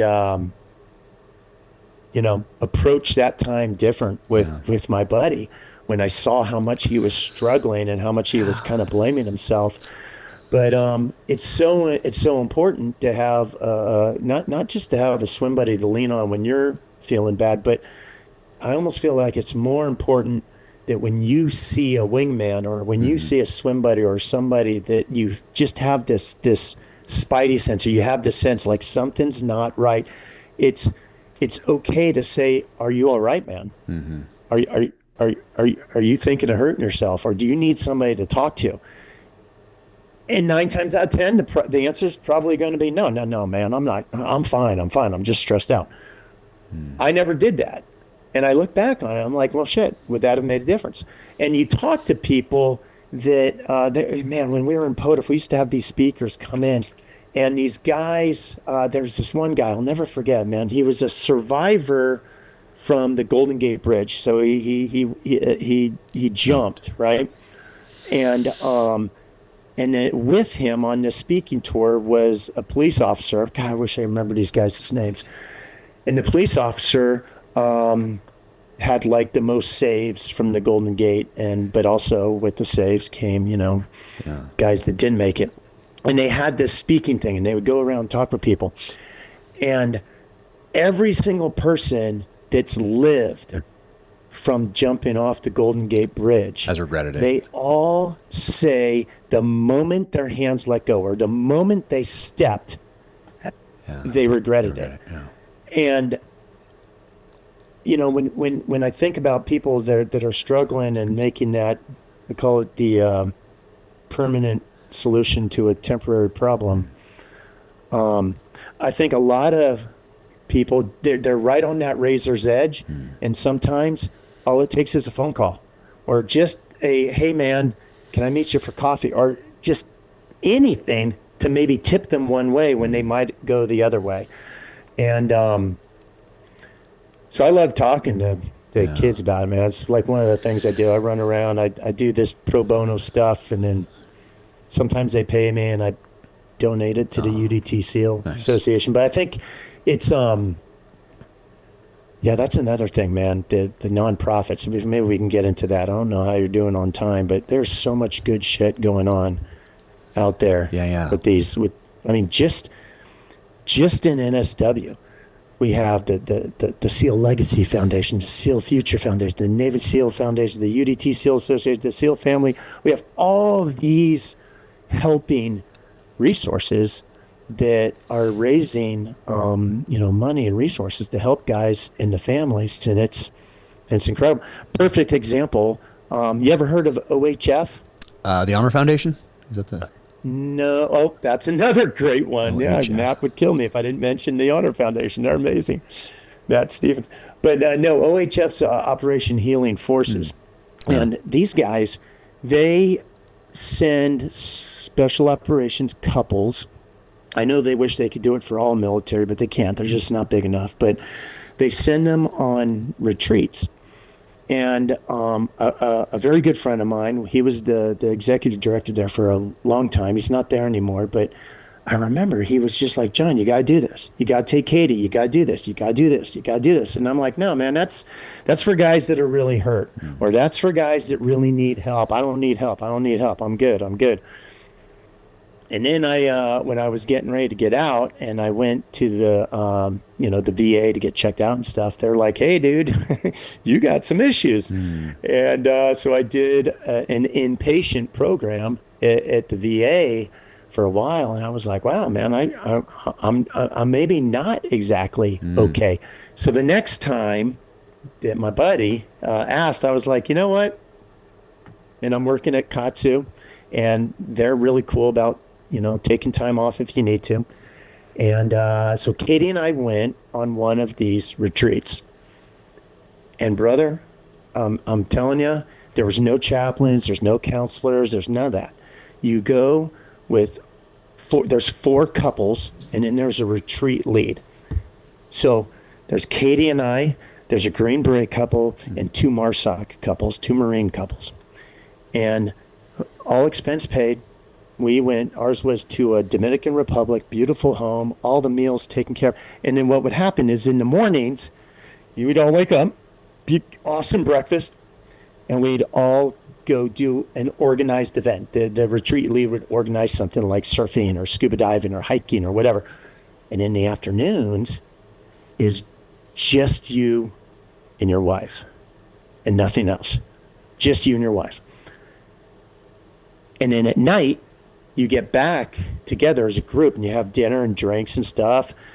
And what happens, and it almost starts immediately, is the 4 spouses start bonding in a very, very special way, therapeutic way. The 4 operators start bonding in a therapeutic way. And then you put it all together, and then you have this retreat lead that's just kind of guiding it, maybe a little bit. But I mean, you're just having fun, man. You're partying, alcohol, whatever. When we came back from that 1 week, my wife looked at me, Katie was like, that's the most special time we've had since our honeymoon. And we've never had anything like that since. Wow. And so, yeah, it's very, very cool. Operation Healing Forces. Yeah. Oh man, it's amazing. But also every time we talk about things like this, I always think about that Marine, Army, E1, E2, stand in a post somewhere in Iraq and Afghanistan watching that car show up, and maybe it's looks like it has bad suspension or it's an IED, and that kid is thinking about a month prior or a week prior where a vehicle pulled up and detonated and killed X number of people, and they have to make that decision whether they're going to shoot or not shoot, and they're the last decision maker on a chain of decision makers that starts with the President of the United States, and it ends up with this 18, 19, 20-year-old kid. And I think about how few resources there are, where we have all of these ones that you talked about, and how few there are out there in comparison for that kid. So I always think about those guys, because a lot of times, not every time, but a lot of the time, we got to choose the time and the place of our engagement with the enemy, based off intel and adapting to a changing environment on the ground and all the rest of it. But those kids that are standing those posts, man, they have all my respect in the world. And even if there are resources available for them, I think they'd probably be harder to find, just because there's not as many platforms that are focused on that kid. So I always think about them. And there are ones out there. There are sorts of tunnels of towers, and there are all sorts of stuff like that you see out there, but there just doesn't seem like there are as many as we have in special operations. I think part of the challenge is tunnels, towers, folds of honor. These huge organizations that are out there is the education. And a lot of guys have issue with the VA. I personally am not one of them, and I think one of the things the VA is doing pretty damn well is some of that education for some of that stuff that's out there. But you're right, man. I think back to that Ghazni deployment. And we were right down the street. We had the RCT guys, the route clearance team. And these are the guys you're talking about. You know, they're E1 through E5, maybe an E6, maybe a sergeant running the whole thing. And these guys would go out in broad daylight, and their job was to find IEDs by blowing them up with the rollers or blowing them up electronically or whatever. And these guys would get slaughtered, man. And I just... I'm with you. It's like we have all these resources in the special operations role, and to anything we can do to help awareness for those other organizations. You know, Gary Sinise Foundation. Yeah, he's awesome. He's so great. Just dedicated his whole life to that organization. And what an amazing human being. You didn't get that book yet. I guess it didn't get there yet, but but I sent you a little video, but the book for the Tampa Bay Frogman Swim. Yeah. I made a little donation. I sent it off to our guys. Yeah. Have you seen this yet? Not yet. Nope. All right. It's in your mail, man. It's somewhere. But we go around to found that this thing's incredible, man. It memorializes all of our fallen. Oh, wow. And the whole swim and everything. But the Gary Sinise Foundation, they paid the vast majority for this for 400 of these. So the upcoming swim, if guys that are swimmers, kayakers, volunteers, sponsors, and the Gold Star families. Yeah. This year, it's a little plug for the Tampa Bay Frogman Swim, if you don't mind. Yeah, do it. Yeah, absolutely. It'll be in the it'll be a link in the show notes. Okay, yeah, link in the show notes. So in 2009, Dan Cnossen lost both legs. I think a lot of guys in the teams know all about Dan because he's just, I mean, you want to talk about a guy with an incredible attitude? Yeah. Dan Cnossen. And his story about being at Walter Reed when he lost his legs and he wanted to start working out, and the nurses saying, no, no, no. And he's like, yes, yes, yes. Back then, he said, I'm going to be a Paralympian. And look at him now. I mean, multiple gold medal winner, Olympic, Paralympian. Well, when he lost his legs in late 2009, there were a bunch of us in the Tampa region. It was like 25, 30 of us. And we all decided to swim across Tampa Bay. Not the long way, but just like 5K from St. Pete over to the MacDill Air Force Base Peninsula. Okay. And we decided we were going to try and raise like $3,000 to $5,000 for the Cnossen family.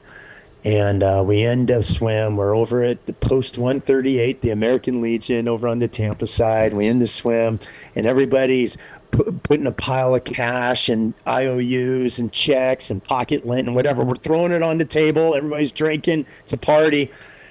And we're counting it all. And at the end of it, we're like, well, wait a minute. We didn't make the $3,000. I think it was closer to $30,000. And we were like, holy cow. We're on to something. And that was 16 years ago. Oh, wow. So now, on January 19th, we're having our 16th swim. And now the swim, it supports the Navy SEAL Foundation. We're now at a point where we're making over $1 million every time we do the swim. And most importantly, and this is really cool, the Gold Star families, each year we get more. So this year we have 37 Gold Star families. So parents, spouses, kids, siblings. That's going to be about 100 Gold Star family members from 37 Gold Star families. They're going to be at the swim. And the swim it starts early in the morning. At sunrise, we have a memorial ceremony. The SOCOM jump team jumps in if the weather's okay. Mm-hmm. We cap it at 150 swimmers, 150 kayakers, and that's for safety reasons. We keep the numbers low. And after the memorial ceremony, after the reading of all the names, all the Naval Special Warfare guys that we've lost since 9/11, at the end of the reading of the names, everybody swims across. And then we do it in waves. And then everybody ends at the American Legion. And at the American Legion, all the Gold Star family members are there with coins, and everybody's swimming for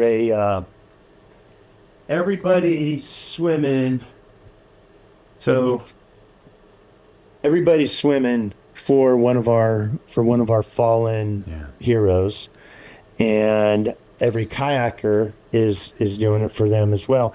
And if there's a family member from this guy, this is David McLendon, if there's a family member from this family, they're there on the beach to hug and put the coin in and all this. And then we go and we all party, and it's just turned into one of the best freaking things I could ever hope to be part of. And someday we got to get you to this thing, man. Awesome. It's very, very special. Yeah, no, it sounds very like cool. Yeah, it just sounds like I made my donation, so that should be coming in here soon. Oh, did you? Yeah. Well, of course, you got me the text and Team Doolittle. I sent it out. Yeah, exactly. So you'd be looking for that. I sent it off to the finance team and said, do this. That's great. So for your listeners, I sent Jack a text. I said, hey man, I'm looking forward to talk to you on Friday, but I'm not talking to you unless you make a donation to this. So I had to do it. I had to do it. I sent it to him last night. The finance team. So there's something coming in for you for the swim.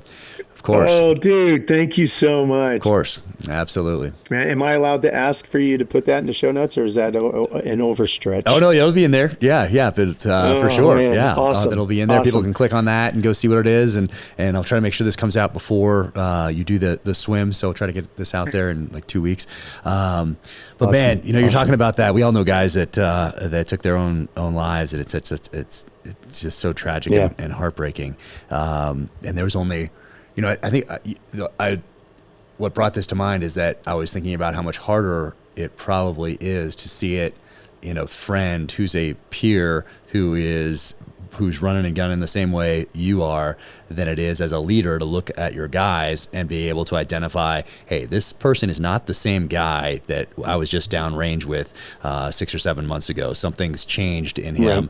Right. Because that is your responsibility as a leader. I had to pull somebody out at Team 7, one of my platoons at 7. He'd come back from Afghanistan, rolled into ours, but I knew him previously from another workup. And there was something, it was off. And luckily I had the support of my CO and CMC. CMC probably more important to have that support than the CO. Yeah. And I said, we have to pull this guy. You have to get him help. This is our responsibility as leaders. And it was so clear to me. It was just so clear that I had to make that happen.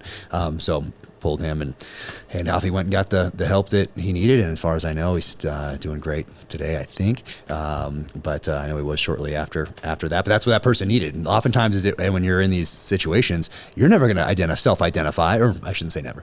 Most of the time, you are not going to select yourself out. Because that's like ringing the bell almost. You're in a platoon and then you're stepping up to say that I need help. That is a very difficult thing for anybody in special operations to do, knowing that you have a responsibility to these teammates and these best friends to your right and left, and you're getting ready to go back to Iraq or Afghanistan or somewhere else in the world. And now you're saying, I don't think I'm ready for this right now. I need to get some help. Very few instances of that happening that I can, but as a leader, you can make that happen. You can say, this person needs to go. This is not your choice. I am pulling you out, and you're going to get the help that you need. But it's tough if you're in that position and you're an E5, you're E6, you're E7, and you're in a platoon and you're getting ready to go downrange, and to pull yourself out of that, that's a tough thing to do. Even though it's the right thing to do, it is a very tough thing to do for those guys in that position. But as a leader, that is your responsibility to yank those guys and get them the help that they need. Yeah. Don't you feel like as a leader you can really influence? You can really influence it, I think. Oh yeah. And I remember when CNN wanted to do an interview about the behavioral health aspect of the POTFF program. And I remember it was Joan Votel was the boss at the time, and I didn't want to talk to CNN. I was like, I'm uncomfortable with that. I don't want to do it. And he called me into his office, and he said, "Well, John, you don't have to do it. I'm not going to tell you to do it. But what you can have the media tell a story."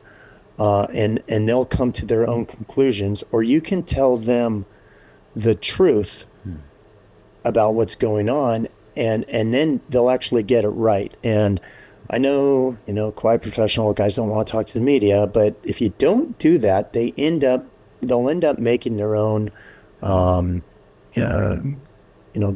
kind of write their own story based on what they think they know or what they have so far, and so I did end up talking with them, and so did he. And when he spoke about it, he talked about the struggles that so this is a 4-star. This is a 4-star guy getting on CNN and talking about the struggles that he's had from his time in Ranger Regiment and how important it was for he and his wife to get the behavioral health and psychological help that they needed, and the struggles he had with sleep, and how some of the TBI, MTBI things that he was struggling with. He talked about it openly, and it was kind of an aha moment for me, because what was happening around operational commands as well is you had these counselors, these psychologists that were embedded. We were talking earlier about them being embedded in the commands, and the senior enlisted were going to see them. They're eating at the same chow hall, they're working out at the same gyms, and the offices are right down the hall from the senior enlisted advisor or the command master chief or whatever. Same with the commanders. The commanders are talking to these guys. The XOs are talking to these guys. And it just they build trust in the organization. And next thing you know, everybody's talking to these guys, or a lot of people are talking to them. Yeah. And it really starts at the top. And for me, seeing General Votel do that, I was like, oh man, okay, I get it. And it's so important. It carries over to outside the military, right? I know Britt Slavinsky, and I always attribute this quote to him because it's his. But I think it applies to so much. Medal of Honor recipient Britt Slavinsky. And he says, you're never too junior to have the best idea in the room, and you're never too senior to be wrong. Mm-hmm. Never too junior to have the best idea in the room, and you're never too senior to be wrong. And that, to me, is so impactful because everybody in an organization, to the most junior person in the organization, has impact. And it's amazing how when both senior and junior people are able to do what they know is right, and having the leadership support them, it's incredible, man. Yeah. I used to say something, and I haven't thought of this in a while, but I used to tell the guys, never assume you're the smartest guy in the room, but also never assume that you're not. Meaning, bring those ideas out, even if you're that brand new guy. I want to hear them. So don't be so quiet that you just think that everyone else has the answers because you're so junior. I want to hear them. And a lot of times you're bringing something to the party from something outside the military. That's why I think about the SEAL teams, that we came from so many diverse, different backgrounds, that you're all bringing that life experience to the SEAL team, to your platoon, when it comes to problem solving, when it comes to looking at a mission set, and not just doing what was in the book, but problem solving and adapting to an enemy that's constantly adapting to you. But you're bringing not just what you learned from Buds onward, but from what your life experience gave you before that. And we're going to apply that creative problem solving, that aggressive creative problem solving to this mission set. So it's anyway, similar thing. Hey, you'll never guess who I just heard from. What's that? Who's that? Corey Knowles. Oh man, he just texted you out of the blue? Yeah. Well, nice. His training stuff. So my son's doing some of the workouts with it. I mean, I don't know if he's going to Navy or whatever, but Ryan, he's doing some of the workouts. Nice. And I mean, they're like beach buds workouts and stuff. Cool. And he comes home and he's all beat to shit and just all wet and sandy. And like, oh, that was a great workout, Dad. But Corey Knowles getting after it, man. Still preparing guys, man, awesome. In his mid-50s. Oh, that's fantastic. I took about a good 6-year break from working out. Just 'cause I was writing just constantly. That's what you were saying. And it was just the second I woke up till, as late as I could possibly go, it's just work. And it's the writing and then also the building. Because what I didn't realize as I stepped into this world was that you have to do, as an author, you have to do all the things any business would have to do in order to build, let's say if it's a regular business, whatever, your audience or your customer base or whatever, or a readership. And so that doing all that thing is what I did not anticipate until a couple months before the first book came out. But that just meant it's been all in on that. So I'm not one of these people that thinks that all of that balance is necessarily the best if you're an entrepreneur and you're trying to build something. I think a lot of these guys who are entrepreneurs and they build something, then they talk about how their morning routine starts at 5 or 6 and they're up and they're journaling and they're meditating and they're cold plunging and they're sauning and they're doing their workout and they're eating healthy because their chef is preparing them this thing, whatever it is. Like, you have to build something, I think, in order to get to that stage where you can. And a lot of times I'm like, man, a lot of the people that are getting up and doing that, unless that is their dream to reach this level of fitness and optimization, if that's what your goal. But if your goal is to build a company like Apple, or whatever, or any business, have a store in the local general store in a town, whatever that thing is, it's going to take some work. It's going to take a lot of work, and it's going to take almost all of you, and it's going to take a lot of sacrifice to get there. So for me, anyway, part of that sacrifice was the health and the fitness and all of that stuff. And only recently, since August, I got back after it and have been. But I feel like I'm at that stage where, one, it's necessary because going 6 years so hard, it mandates that now I need to catch up. So since August, I've been almost every day doing something. I've been eating clean. I'm getting sleep. I'm working out. I'm doing the sauna thing. So I'm back. I'm feeling like I'm in fighting shape again. And I got there pretty quick too. It was about a month of that, and got back to fighting shape, and I've been maintaining it and getting after it pretty hard. But I also feel like I'm a lot less productive because I'm not pulling all-nighters this time. I'm not going all day, every day, just going. I've incorporated these other things into the day, which makes me not get as much done on the other front. That is certainly true for me, for my personal experience. But it feels good. How old are your kids, Jack? We have 19, 16, and 14. So we're in the throes of it right now. But daughter's at college, so she's here right now for Christmas break as we're doing this. And then our middle one has really severe special needs, needs 24/7 full-time care forever. Sweet little guy. And then our 14-year-old is awesome. And so we're just constant juggling around here. It's constant chaos, but good chaos. Yeah. Good chaos. Yeah.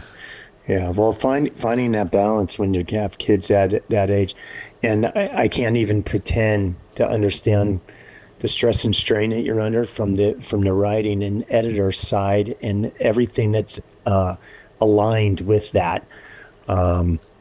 It's a lot. It's a lot. Yeah, but I love it. What's the first thing? Where's the first thing that goes? I know you love it, but what's the first thing that gives when you're living that life? Well, it's anything about that's me. It's all about the work and the story and family. But anything that is me, which is sleep and fitness and eating right and all that stuff, all that's easy. That is off the board, at least at the start when you're building something. And then when it gets to a certain point, when you get to like that out of the garage stage is how I look at it. Like, let's say you're building a computer in 1976, 77, 78 timeframe, and you're doing the building in your garage up in Palo Alto. And then you have to let people know that this thing exists. So you have to figure out how you're going to let people know that this exists. And this is the one you should get if there's a competitor. And this is how it can make your life better, more efficient. So you have to be the CEO, the CFO, the CMO. If there was a social media back then, you'd be being the social media manager, and you're a project manager, and you're the technician, because there's no one else. There is no one else. Maybe a spouse to manage finances, but you are doing all of it. And so I kind of look at it that way. And then eventually you let people know. You have run a commercial during the Super Bowl in 1984 1984, and people start to understand what these computers can do, and that maybe they should have one in their house. And now you need people to help make these things, and so you're hiring people to do these things. And now you've grown to a place where you need someone to figure out the taxes. Okay, we got a CFO now, and then you know what? Maybe somebody could do a better job at this than I'm doing it, or do it at 90% of what I'm doing it, or I can build somebody up, and we have to scale. So I look at it kind of in those stages. So you're outside of the garage now, and you're moving into a corporate office space or something like that, and you need to take a breath and maybe get some sleep. And at this point, you have some support in place to be able to eat right and do those things. So that's kind of how I look at it. But I love it. I love the work part of it. So it's, for me, I don't feel like, oh, geez, I got to work. I got to sacrifice these other things. It's like, oh, wow, I feel so fortunate that I can sacrifice all those things so that I can do this thing that I love, which is the writing. So I feel extremely fortunate that that I put those passion. Yeah, but it's behind your family, of course. And, for me, it's faith, family, and everything that falls after that. And I'm glad to hear that you're putting your family on the pedestal that they deserve, especially after the line of work that you were in. Oh yeah, it's always them and the work, and then I come last. But now, so now I probably need to start using the KAATSU stuff. But before we get to that, did you swim across the English Channel? I did. And when did you do that? Did you go to NPS? Did you do No, see, postgraduate school? I really wanted to go, and that was right at the Okay. same time that we got the diagnosis for our son. That was what do they call it? A Category 5 exceptional family member. Category 5, maybe I think that's what it was. Yeah. And Okay. that's the one Okay. where they essentially take control and say, okay, you're not moving anywhere because of the medical services that are in this area for your family, or that sort of a thing. So they kind of take it out of the service member's hand, which is Right. good. And about the time we got that diagnosis, that was nearing the time of I was finishing up my last tactical level position, which was as a troop commander. So we got that Okay. diagnosis then, but it would have been after that I would have gone to MPS, and I was so looking forward to going to Monterey. I was there for DLI for a few months earlier on, but so I was so looking forward to going to post grad school and doing the what is it, the SOLIC, the ASD SOLIC or whatever it was. That's because that's right up my alley. All of that. Special operations, low intensity conflict. Yep. The fact that they made a master's after that's pretty funny. I mean, you do it like for a year or 18 months or whatever it is up there. I would have loved to have done that, but we got put into this category for Category 5, and they don't move you and all that stuff. So, it was very evident at that point that my family, As it should be. You got to take care of your family first, and everything else follows. But well, I'm glad you did it. Actually, but I went there. It was after I'd done an ops tour, and like operations officer, and I was at about the 10-year mark for me. And I think 10 years is kind of like a Fisher Cut bait for a lot of guys. Like, hey, am I going to keep doing this for a full 20 or more? You have those conversations with your family, especially your wife.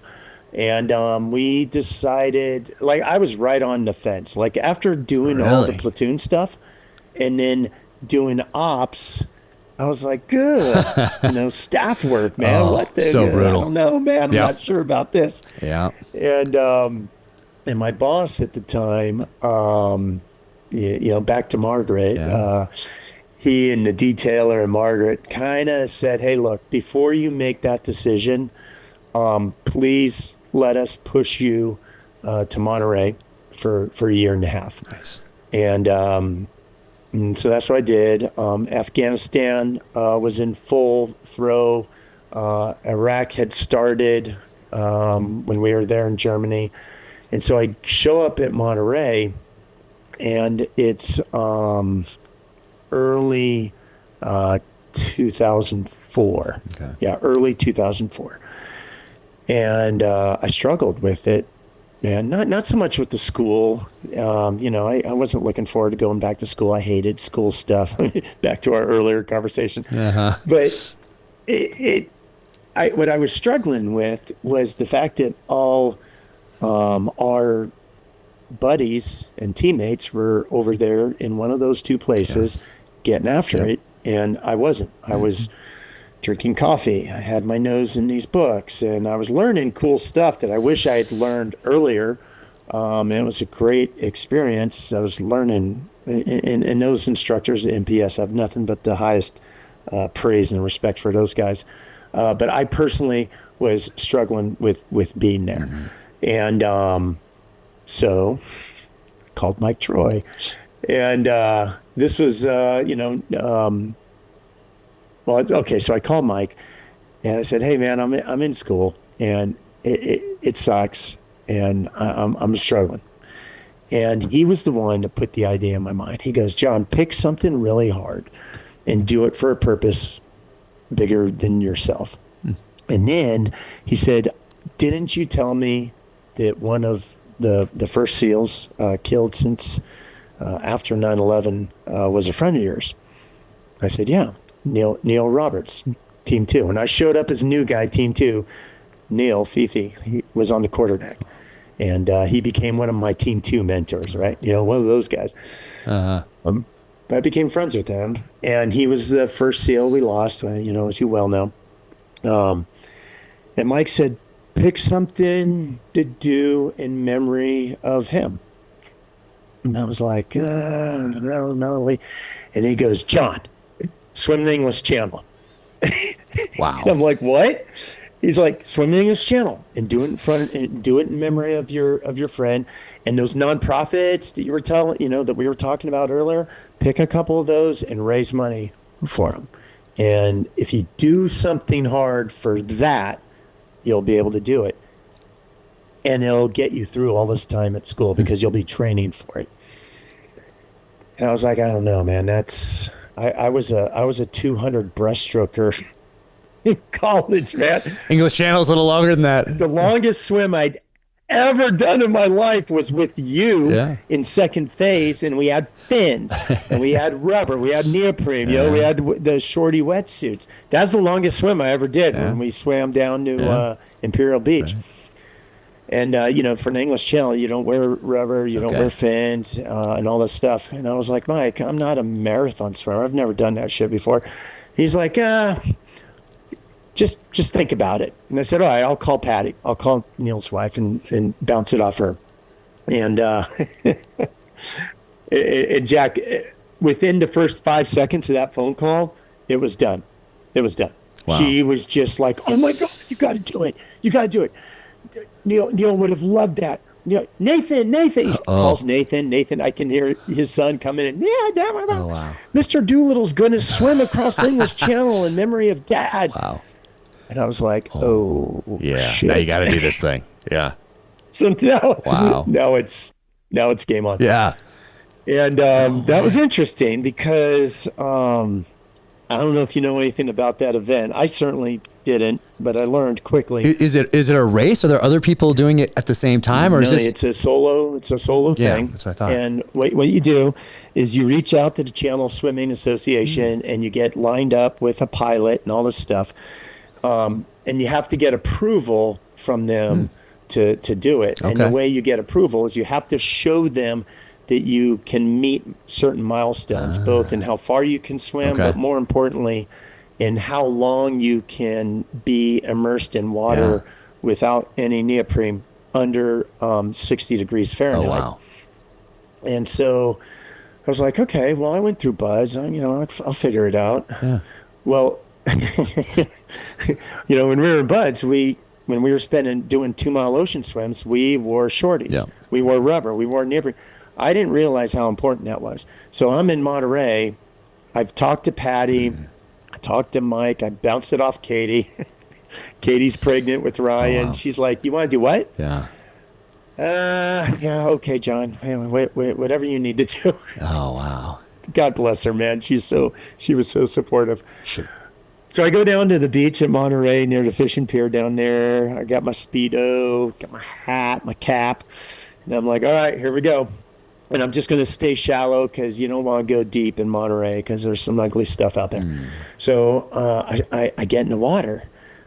And, dude, it's freaking cold. Mm-hmm. It was like 58, which is great for training because that's the temperature it is over in Dover in August. And I start swimming. And then my hands get kind of clawed up, and everything starts slowing down. And I start jackhammering. While I'm swimming, I start jackhammering. And I get back to the truck. I have the heater on full blast. I'm drinking a big thermos of coffee. And, bro, how long do you think I lasted? I don't know. I mean, I'd say a good 45 minutes or so. 5 minutes? 5 minutes. Oh, my goodness. I was jackhammering after 5 minutes. And I was so depressed, man. I was like, oh, my God, what have I signed up for? Wow. And let's see, I did it in August. So this was after Christmas. So this is about like late December, early January. Yeah. So I have like 8 months because I had a pilot boat identified. Okay. I had a time slot, but I hadn't been approved. Okay. Because to get approved, you have to show them that you spend at least 10 hours in water under 60. Wow. And I'll tell you what, man, you learn a lot about yourself at Buzz, and I learned a lot about myself doing this because the next day it was 7 minutes. The next day it was 9, 10 minutes. And over time, I eventually worked so it's amazing how your body can adapt to cold water. I mean, we talk about it all the time, right? Your body can adapt to all kinds of discomfort, especially you do cold plunge, you know what that's like when you get in initially. I don't do the cold plunge. But, I do the sauna. I do the, Oh. I draw the line at that. Yeah. See, I got the cold plunge out here, and I'll tell you what, I want to switch. I need the damn sauna, dude. So yeah, I just started doing it. I got to figure out which one you're using. Yeah, I just started doing it a couple of months ago. I'll send you the stuff. Rogan is the guy who introduced me to these Salute saunas. He introduced me to them. Man. But it's fantastic. But I definitely got to get into that. I don't have one, man. But I do the cold shower. I think in every James Bond book, Ian Fleming book, I think, except for You Only Live Twice, he takes a cold shower. So if I do the sauna in the morning, then I'll do the cold shower thing. But I'm thinking it more in terms of the Bond books than I am like the health benefits of somebody jumping in these freezing things that they do. I see on Instagram. Like, no, I'm not doing it. I draw the line somewhere, and that's where this line is drawn. Yeah. All right, man. Well, not to prolong it too much. It just how far is the English Channel? Where do you do it? It's 21 miles as the crow flies. So you start at Dover, and ideally you end at Cape Grenade, which is a little peninsula on the French side that sticks out. Dude. But you go through a tidal shift. So when you look at your GPS track, mine looked like I have it around there somewhere, but mine looks like a big S. Okay. So the GPS track for me was 37 miles. So it's 21 as the crow flies, but you might be swimming 1 knot, east, and the current might be moving 3 or 4 knots north. Yep. So you're swimming further than 21, but you're not swimming. Yeah. You know what I mean? Yep. You're getting pushed a lot in these different directions. And they tell you when you start getting near Cape Grenade, don't look up. Wow. Never look forward. Just watch the pilot boat. Okay. Just let the pilot boat do all the navigating. It's one of the busiest shipping lanes in the world, and you got to have a good pilot. And so they're guiding for you essentially. Yeah, they're guiding for you. How close behind that boat are you? Well, you got to make a decision because in our case, halfway across the wind started really picking up, and you either get on the leeward side of the boat, but these are all diesel boats. So the decision is, do you get on the leeward side where it's smoother, but then you get the fumes? Yeah. I was going to ask you about that. Or do you avoid the fumes and you get upwind? And for me, it was getting so rough. I stayed on the leeward side for the majority of the swim, and it sucked, man. You start throwing up big giant jellyfish and stuff. But the big thing for me was, for our swim for that day, the wind started picking up. And when the wind's going with the current, it's no big deal. It's like you're swimming in swells, no drama. When the wind shifts and you're swimming, the current's going one way and the wind's going against the current, then you get this washing machine chop. Oh, brutal. And I remember halfway across, you start really... mentally, me personally, I just started like second guessing a lot of things. I mean, I kept telling myself, I'm not going to quit. Right. But everything started hurting. My stroke count started slowing down. They started getting worried about me on the boat. Oh, wow. And I'll never forget my dad, the author of the book we were just talking about. But my dad was on the support crew. Okay. So John Doolittle and our buddy Joe Walsh. And then some of there has to be an observer to make sure you don't touch the boat and all the rules and stuff. And then the pilot and the navigator. So all these guys are on the boat. Yeah. And I'm swimming along and everything's starting to fall apart. And I look up to the right and my dad and Joe, they had snuck on board. I didn't realize it. They had snuck on board an American flag, a 3x5 flag. And they're standing there with this flag in the wind. No way. And I remember breathing over and I saw that thing. Wow. And it's amazing how seeing that, and I'm looking at an American flag right now behind the camera. It's like, oh my God, John, what are you doing? It's not about you. It's get out of your own mind. It's not about that. It's about Neil. It's about Patty. It's about all the people like Neil and Patty that we're going to have going forward, because this is August 2004. Yeah. And, you know, all of a sudden, nothing hurt after that, seeing that flag flying like that. And the rest of the time, I thought about Neil and calling Patty. That's all I wanted to do. I just wanted to freaking finish, and I wanted to get back in the boat, drive over to the other side. So when you finish, you go to the White Horse Pub in Dover, England, and you get to write your name on the wall, and they give you a free pint of Guinness. Nice. And there's one of those old school, you know, this is before cell phones and stuff. So there's this phone booth, you know, one of those old school UK phone booths out front. And I went and I put all the money in, and I called Patty, and yeah, man, that was one of the coolest things I've ever done. And we raised money for the UDT SEAL Association. For Naval Postgraduate School, a little bit for them, and the Navy SEAL Foundation. I think back then it was called something else. I think it was the Naval Special Warfare Foundation or whatever. But wow. Yeah. So raised some, and that was my kind of entry into the whole fundraising and swimming thing, and now I just love doing it. You know, this Tampa Bay Frogman Swim, it's turned into the Frogman series. So we have one in Annapolis. We have one in Boston. Okay. You see how I did that? Boston. There you go. We have one in Tampa Bay. Nice. We're starting one in Charleston. Okay.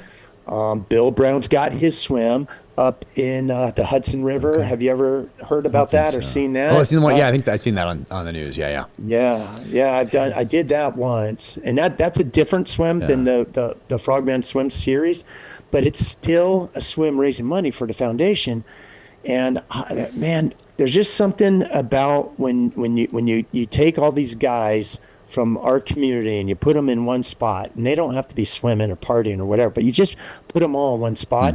It is so incredibly, powerfully therapeutic on so many different ways, so many different levels. It's incredible, and that's what I do now, man. I work for KAATSU, and I help with the Tampa Bay Frogman Swim and the Frogman series. I'm an ambassador for the Navy SEAL Foundation and all that, and then I do some public speaking and stuff. Man. So it's that is wild, because I saw that you did that, and then back when you did it, because there was some news coverage of it when you swam across, and I was like, oh, he just jumped in and did it, because I knew what a strong swimmer you were. So I had no idea that there was this background. I'm like, he just jumped in the water and did it.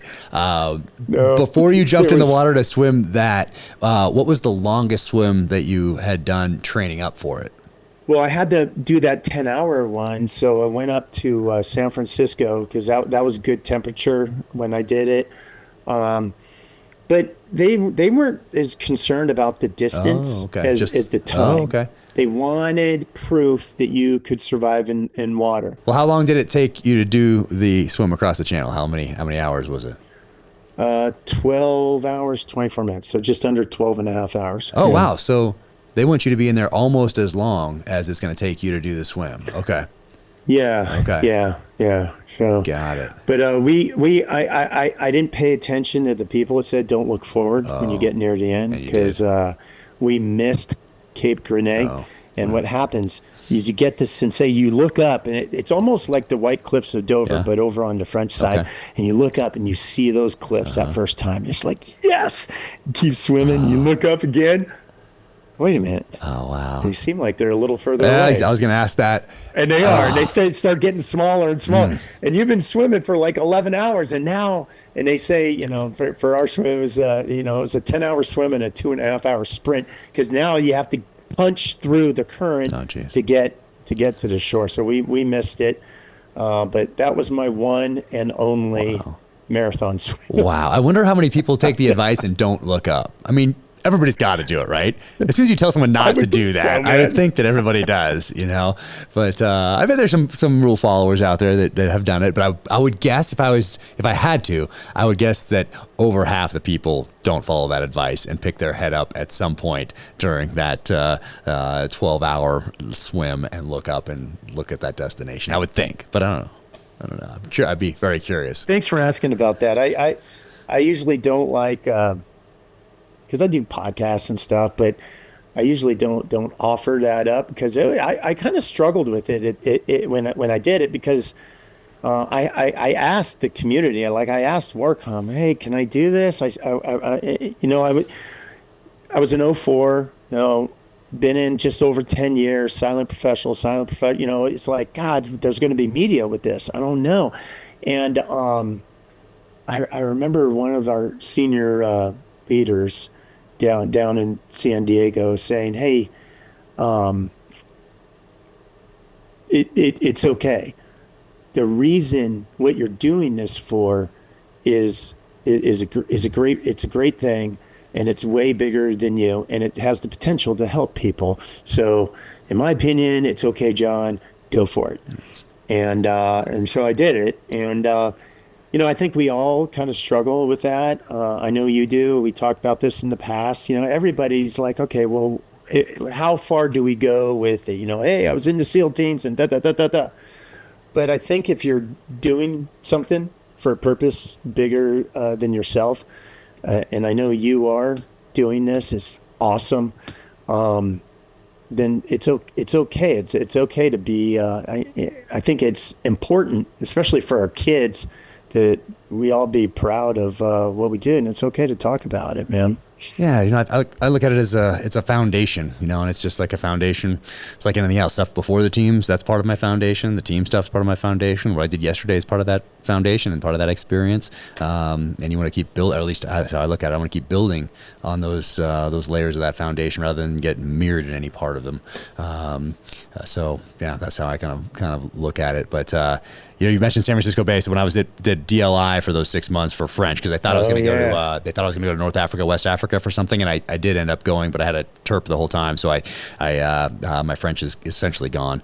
But we got to spend those 6 months in Monterey, Carmel area, and I did the Escape from Alcatraz triathlon because I wanted to see if my regular training that I was doing, if without training specifically for that triathlon, if I could just jump in and just do it with whatever I was doing at the time, which was like a mixture of CrossFit and some endurance stuff.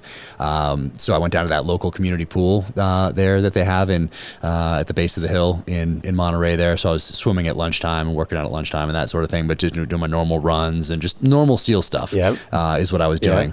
And so I went up to do that without any specific training for that triathlon. I went up to do it and rented a bike. I hadn't rode a bike since high school or something like that. So I was a little kid. And so I rented this bike. We're up there and all I do is grab this bike and I throw it like in the trunk of the car essentially, or in the back seat, or I take the front wheel off or something. Somehow I mush it in there, go do some stuff with the family. Or no, I go stage it. That's right. We staged it, I think the day before. Staged it, but I didn't ride it. I'm like, okay, there's air in the tires. It looks like the wheel is back on there. Okay, good. So I just staged the bike. So you're getting ready to do a triathlon on a bike you've never ridden. I've never ridden the bike, nor did I train on a bike, not even a stationary thing for this. I just wanted to see if my normal SEAL stuff would, how that would work out. So we go out there, you go take the ferry out to the middle of the bay right by Alcatraz, jump in, swim in. No problem on the swim, got out of there. I was pretty strong at the time. But I do remember all the nastiness in the water because you swim into aquatic park there, and there's all this oil, gas, whatever that mixture of nastiness is. So you come out, your mouth is just nasty from all the oil and stuff on the film on the top of the water. It's gross. So came out of there strong. You go into a little bit of run because you have to run to your bike. So there's a little bit of that. Easy, get there. Get on this bike, start pedaling, and I'm looking. I don't know how to change the gears. I'm like, what? I was thinking about movies from the 80s, like of seeing how you switch a gear. You reach down. I'm like, there's nothing here. And I get to the bottom of the first hill and I start doing circles. And I'm looking at trying to figure out how you change where are the gear shifts on this bike that I rented for this triathlon. People are trying to pass. Now people are super passing me, people that I beat out of the water. And they're just flying by me. And someone from the crowd says it's at the end. I think it's like push the brakes in or something like that. I forget exactly what it was because I haven't ridden another bike since then. And this is 2007, I think. And so I'm like, oh, because you just push in on the brake levers, I guess. And so, and that changes the Oh, I gears. know what you're saying. Yeah, you just click. Yeah, I had no clue. So then I start going, and that was difficult. So you're in the hills of San Francisco, and you're riding those things. So that was definitely difficult. People passed me big time on the bike, and then ditched the bike, and then you go on the run, and then I started passing people again on the run. So the SEAL training stuff that I was doing, my normal workouts, great for the swim, great for the run, not so great for a specialty event like a bike. So that part was not good, but did it. It was cool. It was cool, but haven't done another one since. Yeah. Well, I've never done that escape from Alcatraz triathlon or swim. I've never done swim. I've done the Trans Tahoe swim. My parents have a place up in Tahoe. Nice. We use that for the training. But the aquatic park where you're talking about, that's where we did that 10-hour. I was guessing. It was great, man. One of my best friends from high school, Vince Lane. Little shout out to Vince. Nice, Vince. He showed up, and he did like the last hour or two with me, and then finished that. Nice. Yeah, and then there was some media, and then the donations started rolling in. And I was amazed how many people, the San Francisco Chronicle, man, that's a way far left news organization. They put an article out. I did not expect any money to come in to the foundations, and it started rolling in. No way. And so it was It's awesome. It was a great experience, man. Oh, killer. Yeah. Thanks for asking about it. Absolutely. So it's fascinating. KAATSU, what's going on with this? I know I have one, but I have yet to actually use this thing because, as you know, have you even opened the damn thing, Jack? I opened it. I opened the package. Open it. Okay. Do you know what it looks like? And this is 2 years, right? It's like 2 years. Do you know what it looks like? Yeah. But you either have this one or you have this one. I think you have this one. I don't know. This is the older one. Okay. You probably have this that was 2 years ago, right? You sent it 2 years ago, I think. Yeah.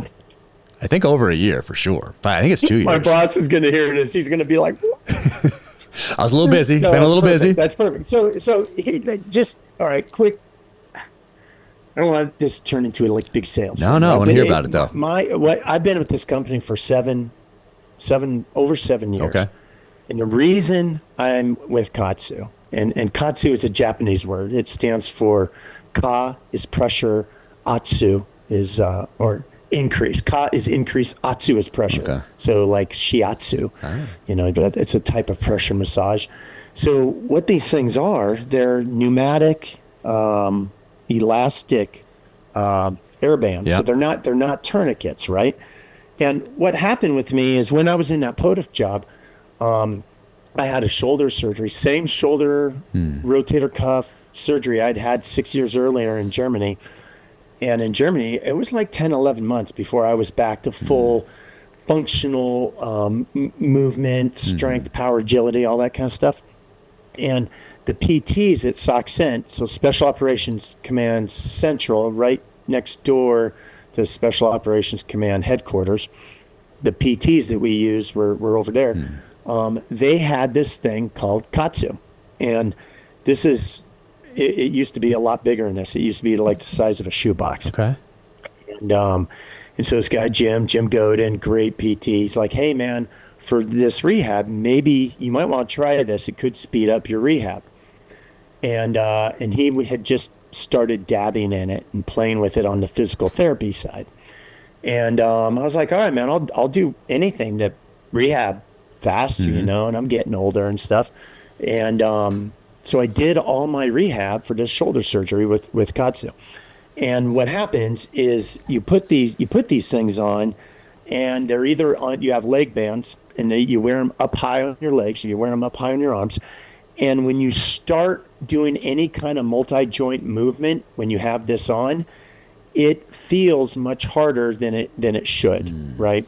So 5 pounds of resistance very quickly starts to feel like 35, 40, 45 pounds. Okay. And if you think about somebody that's going through rehab, or somebody that has chronic pain, or somebody that's been beat up from their time in the teens, and you think about, okay, well, if there's a way to create metabolic stress without overly straining the body, that's probably a smart thing, right? So what happened is, as I'm going through my rehab for shoulder, I start noticing my back pain because my back's all jacked up. That's why I'm standing right now, because I can't sit down for a long time. I started noticing my back feeling better and other things starting to feel better, even though what I was working on is my shoulder. And so I finished that rehab, and I finished at 5.5 months. And that's almost half of what it was when I was over in Germany for the same injury when I was 6 years younger. And it just was like, whoa, there's something going on with this. What is this thing?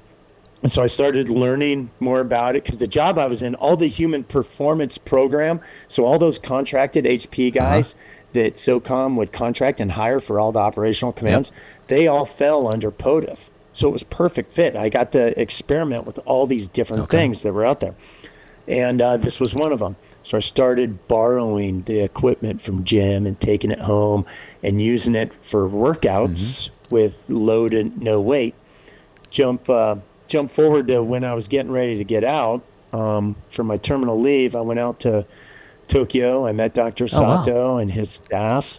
And I got trained up by him. I got trained up by the CEO in California, a guy named Steven Munatonis. And I started learning a lot more about what this is. You know, it's more than just an exercise modality. That's why I loved hearing you talk about, you know, when we are all real busy trying to fit things in, this is something that you do when you're doing any kind of functional movement. So if you're in the kitchen and you're making coffee or you're making lunch or whatever, and you have these on and you're reaching and you're moving, or you're folding a towel or you're making lunch or whatever, all of these movements feel harder than they should. And it's really interesting. So then I got hired, and I started playing around in the veteran space, in the VA space, and in active duty and veteran space. And what I found is it was helping a lot of guys with spasticity, neuropathic pain, or almost any kind of just chronic pain, especially when the pain was in the appendage, in the limb.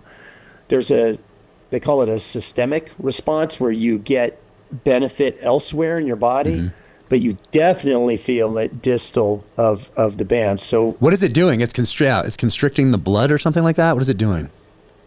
Well, I'm going to show you. Oh, snap. So what you do is you just put this thing on, and I'll just put it on one arm. And then, so you put it on both limbs. Yeah. I'll just do one. And you attach that little electronic thing you were showing me earlier? Yeah, There you go. and then Okay. you just pick cycle mode or advanced. There's a bunch of different modes, and All I'll right. just put it on cycle, arms, boom. And what happens is, so that's 180 millimeters mercury, Okay. and see it counting down from 30 seconds.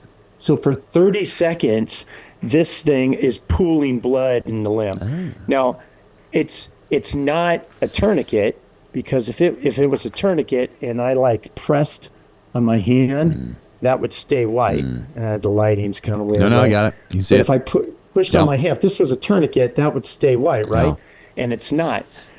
And it just holds it for 30 seconds, and then it releases. And then the next time it goes 10 millimeters mercury higher. So if I'm at my desk, these are called KAATSU cycles. So 30 seconds of pressure, and then it dumps. 30 seconds more pressure, and then it dumps. And each time it comes up in pressure, all the tissue, especially the venous tissue and all the capillary beds, you're engorging them with blood. You're stretching them open for 30 seconds, and then you let go. Stretching open, let go. And guys that use this repeatedly over time, you see people's blood pressure go down. You see vascular issues improve. It's one of the things the VA's doing. We got so many people in the VA with type 2 diabetes and lower extremity wound care issues and amputations of toes, feet, and ankles and stuff. When you do this on your legs, let's say, during that pressure phase, all the way down to your toes, you're stretching open tissue. So it's a way to increase, they call it all these terms and words. I didn't know what any of this shit was before I went to KAATSU, but vascular elasticity. Yeah. And just doing passive KAATSU, like I'm doing right now, just even though I'm talking with my hands, my right hand, nothing feels normal, but my left hand, you can't really see the color that well, but my left hand is a bright red. Okay. Now it's, you see how that blanching, it fills back in. Yeah. So even though I'm not lifting, but just doing this kind of movement, I feel a workout. Like I'm if I do just some air bicep curls, I start to get a burn. Now, you start talking to guys in our community who've gotten out, and we were just talking about Corey. Corey's a perfect example, right? He doesn't go heavy anymore. He doesn't like going heavy anymore because he gets like an inflammation response that puts him down for a little bit. I don't go heavy anymore because of my back. If I go heavy on my back, I'm down for 3 days. So, especially if I'm off on my my technique a little bit. But what I'll do is I'll do all those movements, but I'll do it with little to no weight. Okay. And I still get a metabolic response. So it's great for guys that are beat up. Okay. And it's something that you can do while you're writing a book. Oh, interesting. I find its way into the pages. You have one. I Pull know, it out. I know. Use the freaking thing. Experiment with it. Awesome. But that's what's nice about it, because you can just it's an augment. You're augmenting your lifestyle. You don't have to add anything, and you definitely don't need to go heavy. But yeah, if you want, I'll send you some other stuff on it. It's been really a special company to be associated with. We work with a lot of amputees. We work with one of which is right there in your backyard. Yeah. Jonathan Blank, just total stud, man. Marine Recon. He's in Afghanistan. He's they're setting up a sniper hide. He steps on a IED on the roof.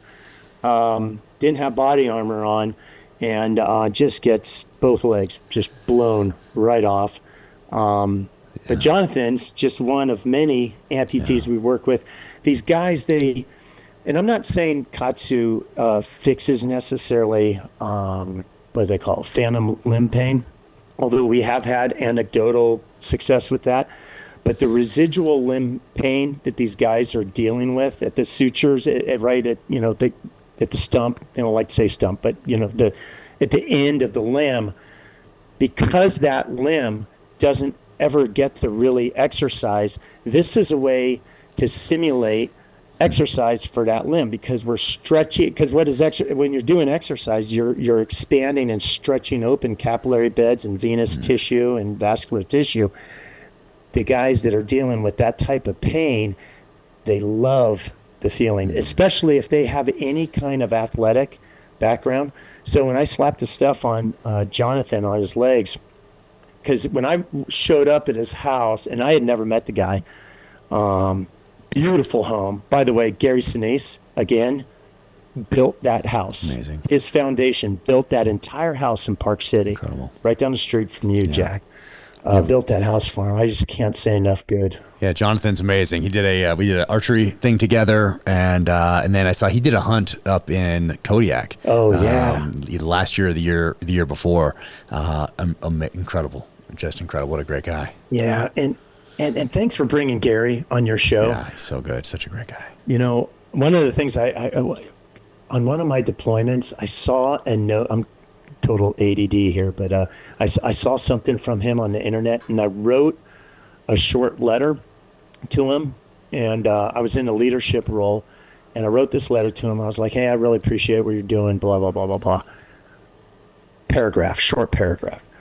He wrote back a full page, single space. I printed it out and read it to the whole task unit, because I've never met somebody that's in the public eye like he is.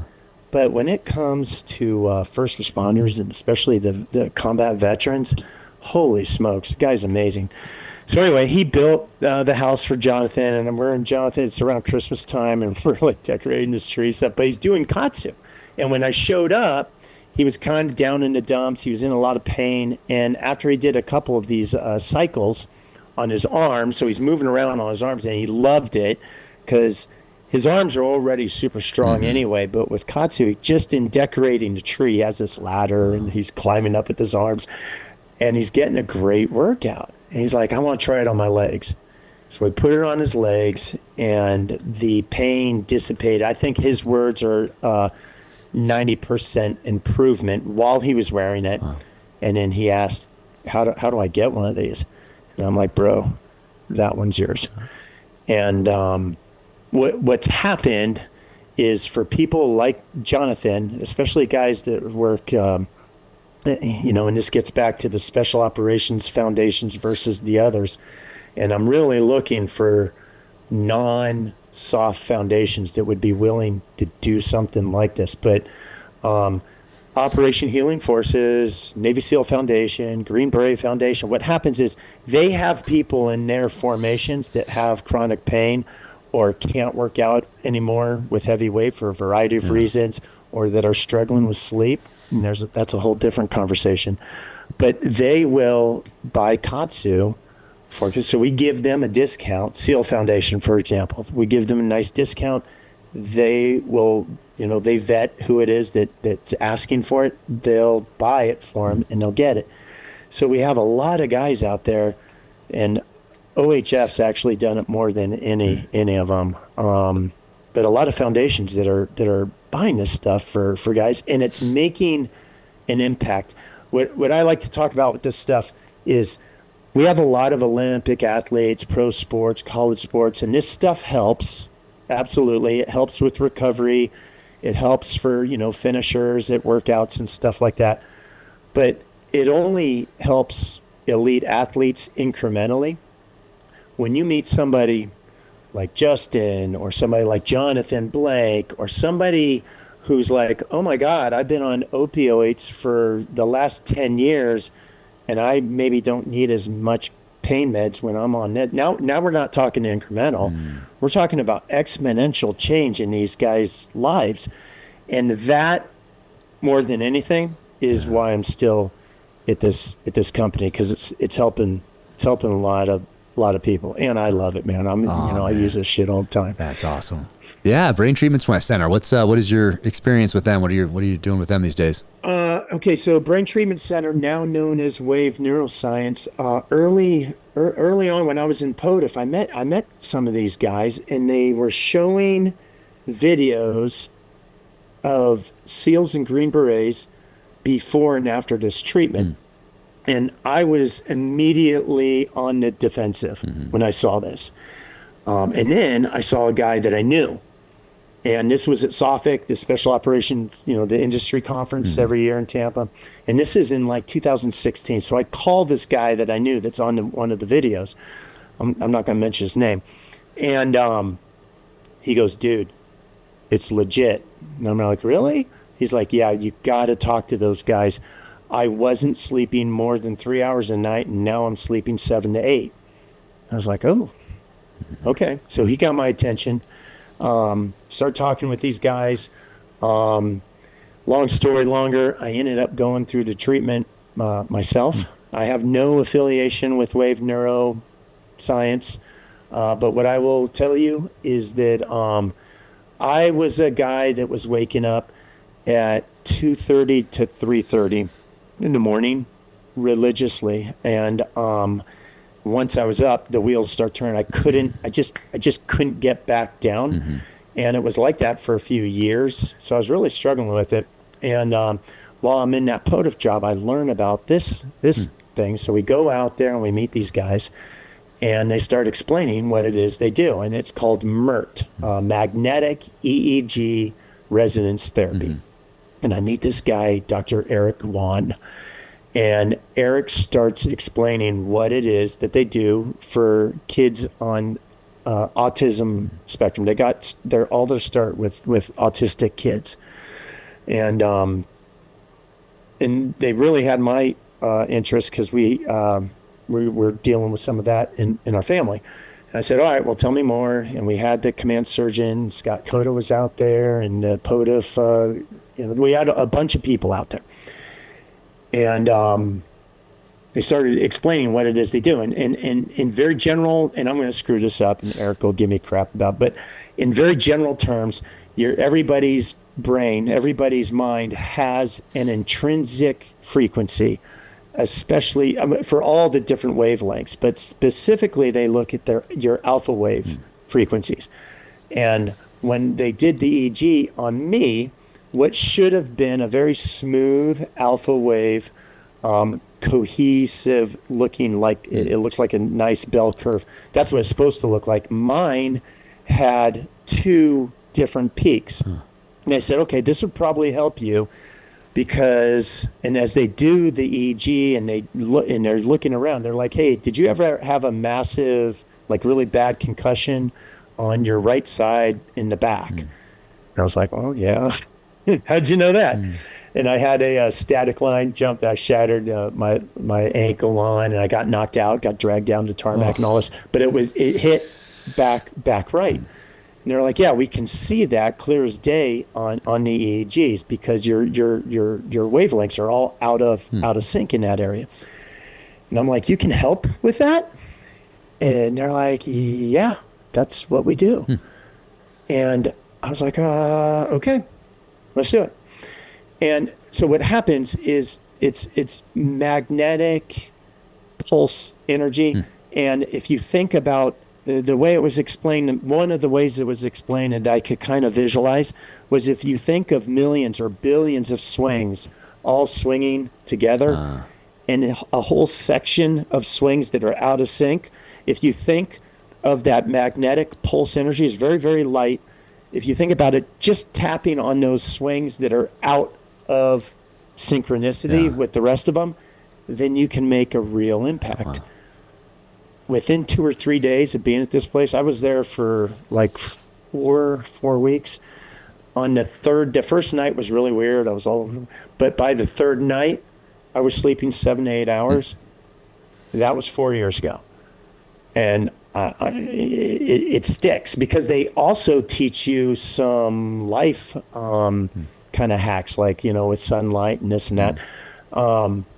So they made a real impact on me, made a real impact on one of my family members. I won't go into details there, but really made an impact on people that very well. And when we go offline, I'll tell you their names and tell you more of the stories. But that organization is changing and saving lives. Wave Neuroscience. It's pretty amazing what they're doing.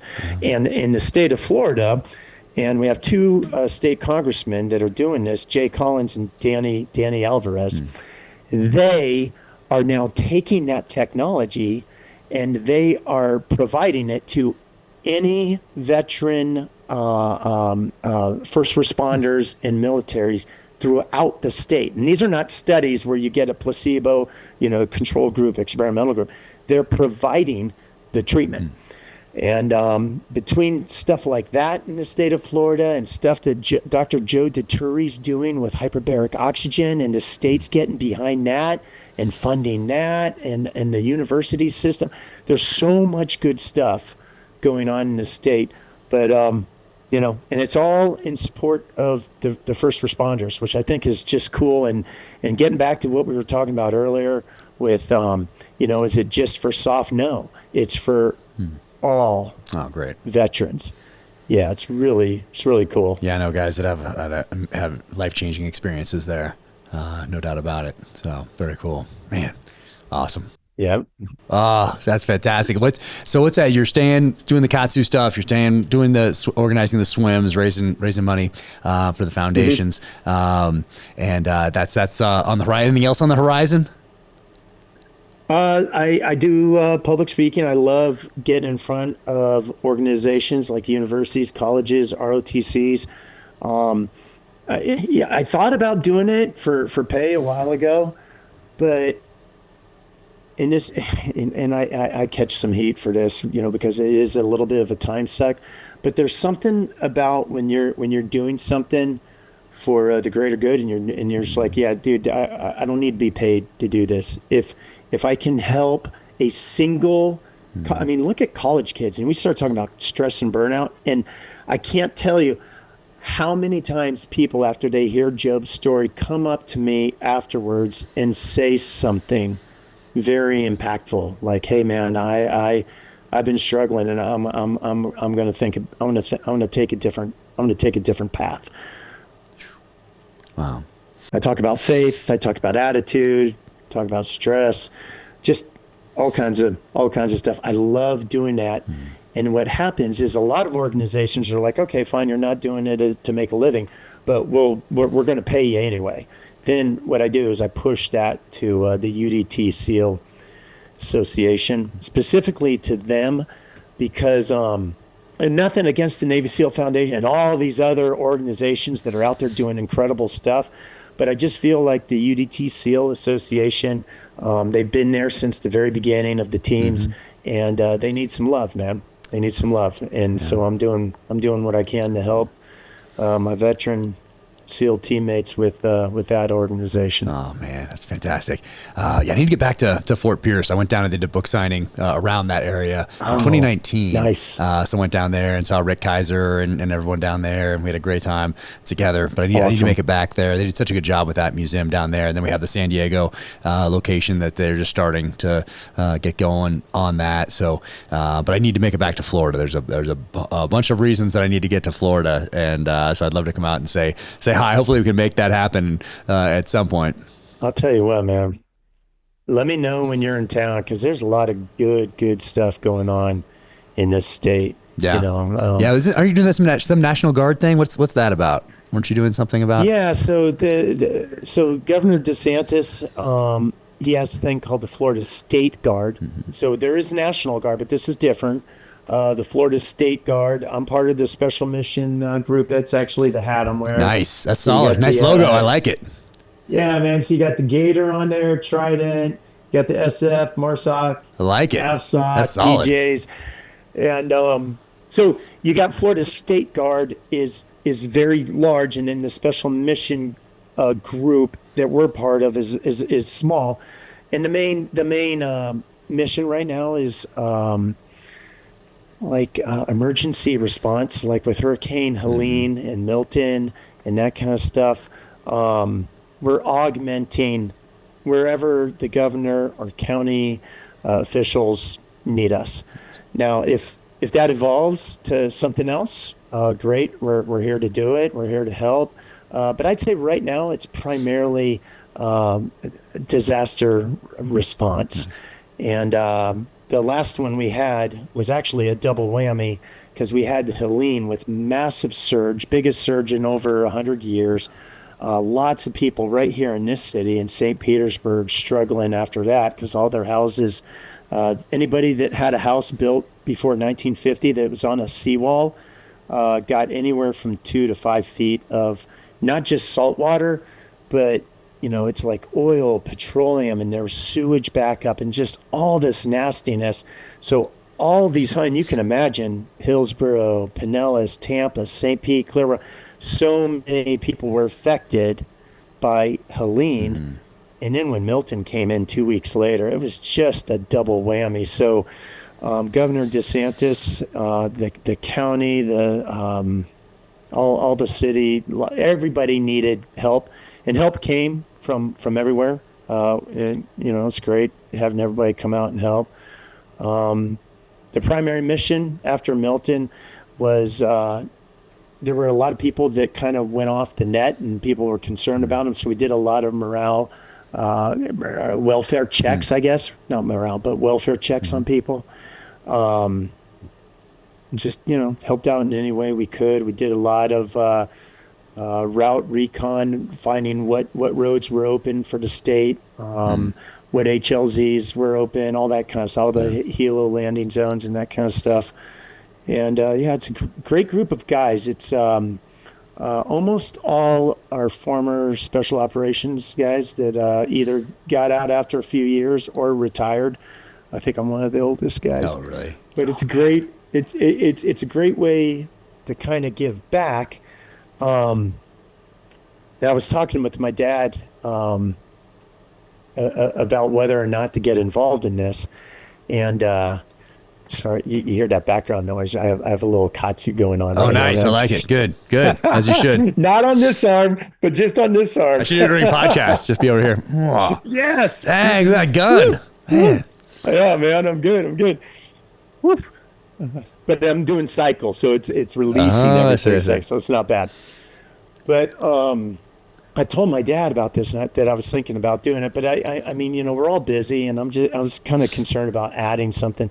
And I didn't mention this earlier, but my dad was a ski patrol in Lake Tahoe for about 30 years at Homewood, on the West Shore. Yeah. And now they have a place in North Shore, and he's in his 80s. He doesn't patrol anymore. But he said, John, when I look back on my life, there was my time in Pacific Telephone, later became Southwest Bell. There was my time in the Air Force, and he did 30 years in the reserves. And then there was my time volunteering as a ski patrol, as a national ski patrol, which is all volunteer. You have pro patrollers and you have national, which is national is all the volunteers, but they get like free lift tickets and stuff.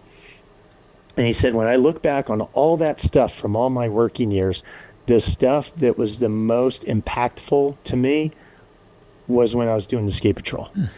And I was like, wow, even more so than the military. And he's like, yeah, it was all about helping people. And when he said that, and he's almost done with another book, by the way, and this one's fiction. Oh, wow. And it's all about ski patrol, and there's 2 team guys in it. Oh, fantastic. Oh, dude, you're gonna love it. I can't wait to read it. Yeah, That's great. Yeah, so others may live. Oh, And very cool. but that kind of made an impact on me, and I went and I did the selection, and they pulled me in, and I've never looked back. It's really a cool group of people, and nobody's in it, obviously, for the money, but it's all about helping out. It's such a great state, man. I love Florida, man. We're never going to leave here. And I grew up in California, and I'm saying that. Yeah. So, Well, yeah. there are a lot of California people invading right now, Florida, I think, over the last couple of years. We know quite a few. As we get ready to wrap up here, when you get asked by some of these college kids or high school kids that you talk to, or really anybody that's asking for advice, when you look back on your time in the SEAL teams and you were in leadership roles the entire time from when we met all the way through, specifically about leadership, what do you pass on to them? What did you learn during that time frame, whether it's successes or failures or whatever? What do you pass on to them as something that they can use, something that you learned that they can benefit from, some of that wisdom? Because like I talked about in the beginning, your leadership certainly influenced me.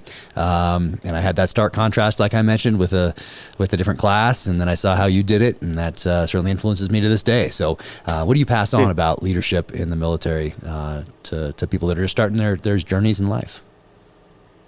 Well, first of all, thanks for saying that, man. It means a lot coming from you. To me, I think the easiest thing to talk to, especially young adults, about is attitude.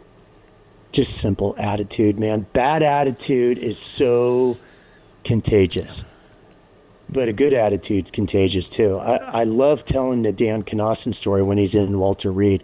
And this is a couple weeks after losing both legs above the knees, IED, he stepped on a pressure plate. And when he told the nurses he wanted to start working out, they thought he was insane. And he said, no, I know I'm not going to be a SEAL anymore, but I want to be an athlete. I want to be a Paralympian. I have to work out. I need stretch cords. I need TheraBands. I need some surgical tubing. And I want you to tie it around that, and I'm going to start working out. Wow. And they did that. And what happened is nurses from different floors started hearing about this guy and his attitude. You ever heard of Jim Rohn? Does that name ring a bell? I don't think so. Okay, so Jim Rohn, he was like a motivational speaker, and he's no longer with us. Rest in peace, Jim.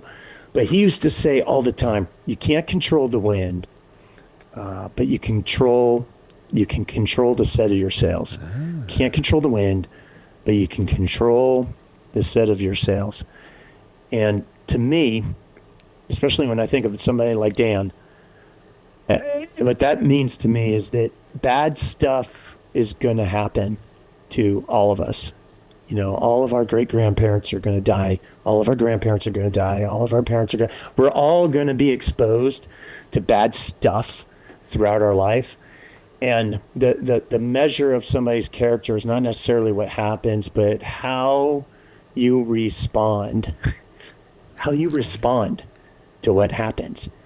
And that's why I love telling Dan's story, because he could have been a guy circling the drain. But what ended up happening is nurses started bringing other kids that were circling the drain to come and meet Dan. Wow. They'd wheel them in and spend time with Dan Cnossen. Yeah. And then he leaves Walter Reed, and a month later, he's at Disney in the half marathon in a wheelchair, crushing it. And then he goes and becomes a Paralympic gold medalist. I mean, I wish I could take guys like him, or guys like Sergeant First Class Joe Lowry, shot in the head, complete hemiplegic, but the best attitude of anyone you've ever met. I wish I could box these guys up and take them around to every college, every university, and every high school in America, because the attitude that you bring to an organization makes or breaks it, I think. And I learned that from my grandparents. I learned that from my parents. I hope we had it in our buds class. Sure did.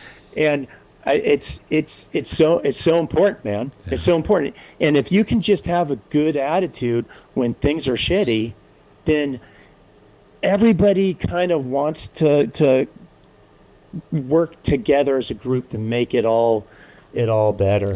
Yeah. And you know, you got plenty of guys out there that, you know, I'm a kind of a glasses half full guy, and you got plenty of glasses half empty guys, and it takes, you know, it takes everybody to make an organization work. But you know, bring me to guys with good attitude. Those are the guys I want to work with. Oh man, I love that, and it'd be so important. I used to talk to my platoons about that too. Is that, hey, there are very few things out there that we can actually control, but one thing we totally can control is our attitude, 100%. So, yeah. But man, that's so awesome, and it's infectious. People can tell just by watching you and listening to you speak how excited you are about life and everything that you're doing, and you brought that to everything that you did in the SEAL teams and everything you've done in life. So, man, it's just such an honor to know you and to have spent time with you and to gone through buds with you. That was so much fun. It was fun, man. It was a good time. We had such a great crew. And now that our 213 Frog, I think it's out on the island at the top of the hill. It came down in the back of my truck. Actually, I went up with Bearden. Oh, was that your truck? That was my truck, yeah. Was that you that got it? Yeah, we went up to La Jolla, and we put it in the back of my truck. So all those class funds, all those thousands of dollars at the end of our buds class, all that money we were talking about earlier, officers 50, enlisted guys 20, and we started with 180 people. I mean, we had tons of money, and at the end of our class, we had to get a gift. So I can't remember who found that thing, but my God, that thing was like $5,000 or $6,000. Because it came from like an art shop. And it's this giant bronzed frog. Yeah. The thing weighs a ton. Yeah. And it came from like an art shop in La Jolla, like with paintings and stuff, right? Because I remember I had to go pick it up. And so, yeah, it was me, Mike Bearden, and another guy who I don't think is public. I know. He's so great. But yeah, we threw it in the back of the truck, and I don't think we tied it down. I think we threw it back. Oh yeah, because it was up over the top. That's right. So it was like going down the freeway, and this frog is up over the top of the, you know, of the truck, and like looking out at people. We drove it into the Buds compound, and I remember instructors were like, "What did these guys do now? Like what?" Because a class gift was something like a plaque or something in the past, and then we do this. And then, and we rang out. That was pretty good.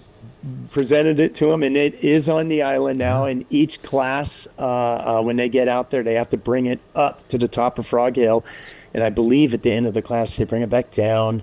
That's what I heard. Actually, Neil would know best since he was just there recently. And and then after graduation, we still had more money left, so we threw a big party at PB, That's right. and we spent every cent. My dad, I still have friends that talk about that damn party we had in Pacific Beach. So awesome, so great. Oh man, so fantastic. Great memories. Great Dude, memories. It's so good to see you. So great seeing you. I'm so happy for you and your family and everything that you're doing. You're crushing it. I'm so proud to know you, man, and I can't tell you how much I appreciate when I get something like this in the mail, and just keep Keep doing it, man. You're crushing it. And the nonfiction too. Keep doing that. On it. I hope your editor hears that. I'm on it. Yep. And man, we'll hopefully I'll see you in person before too long, and we can link up and share a drink in person. But thanks for coming on today. And I mean, always great to see you and text with you. And please say hi to your family for me as well, and especially your dad for sending me that book a while back. Oh, awesome. We'll get you the other one too. Perfect. Thanks, Can't wait brother. to read it. All right, man. Take care, brother. Hey, take care. Thanks for everything. Take care.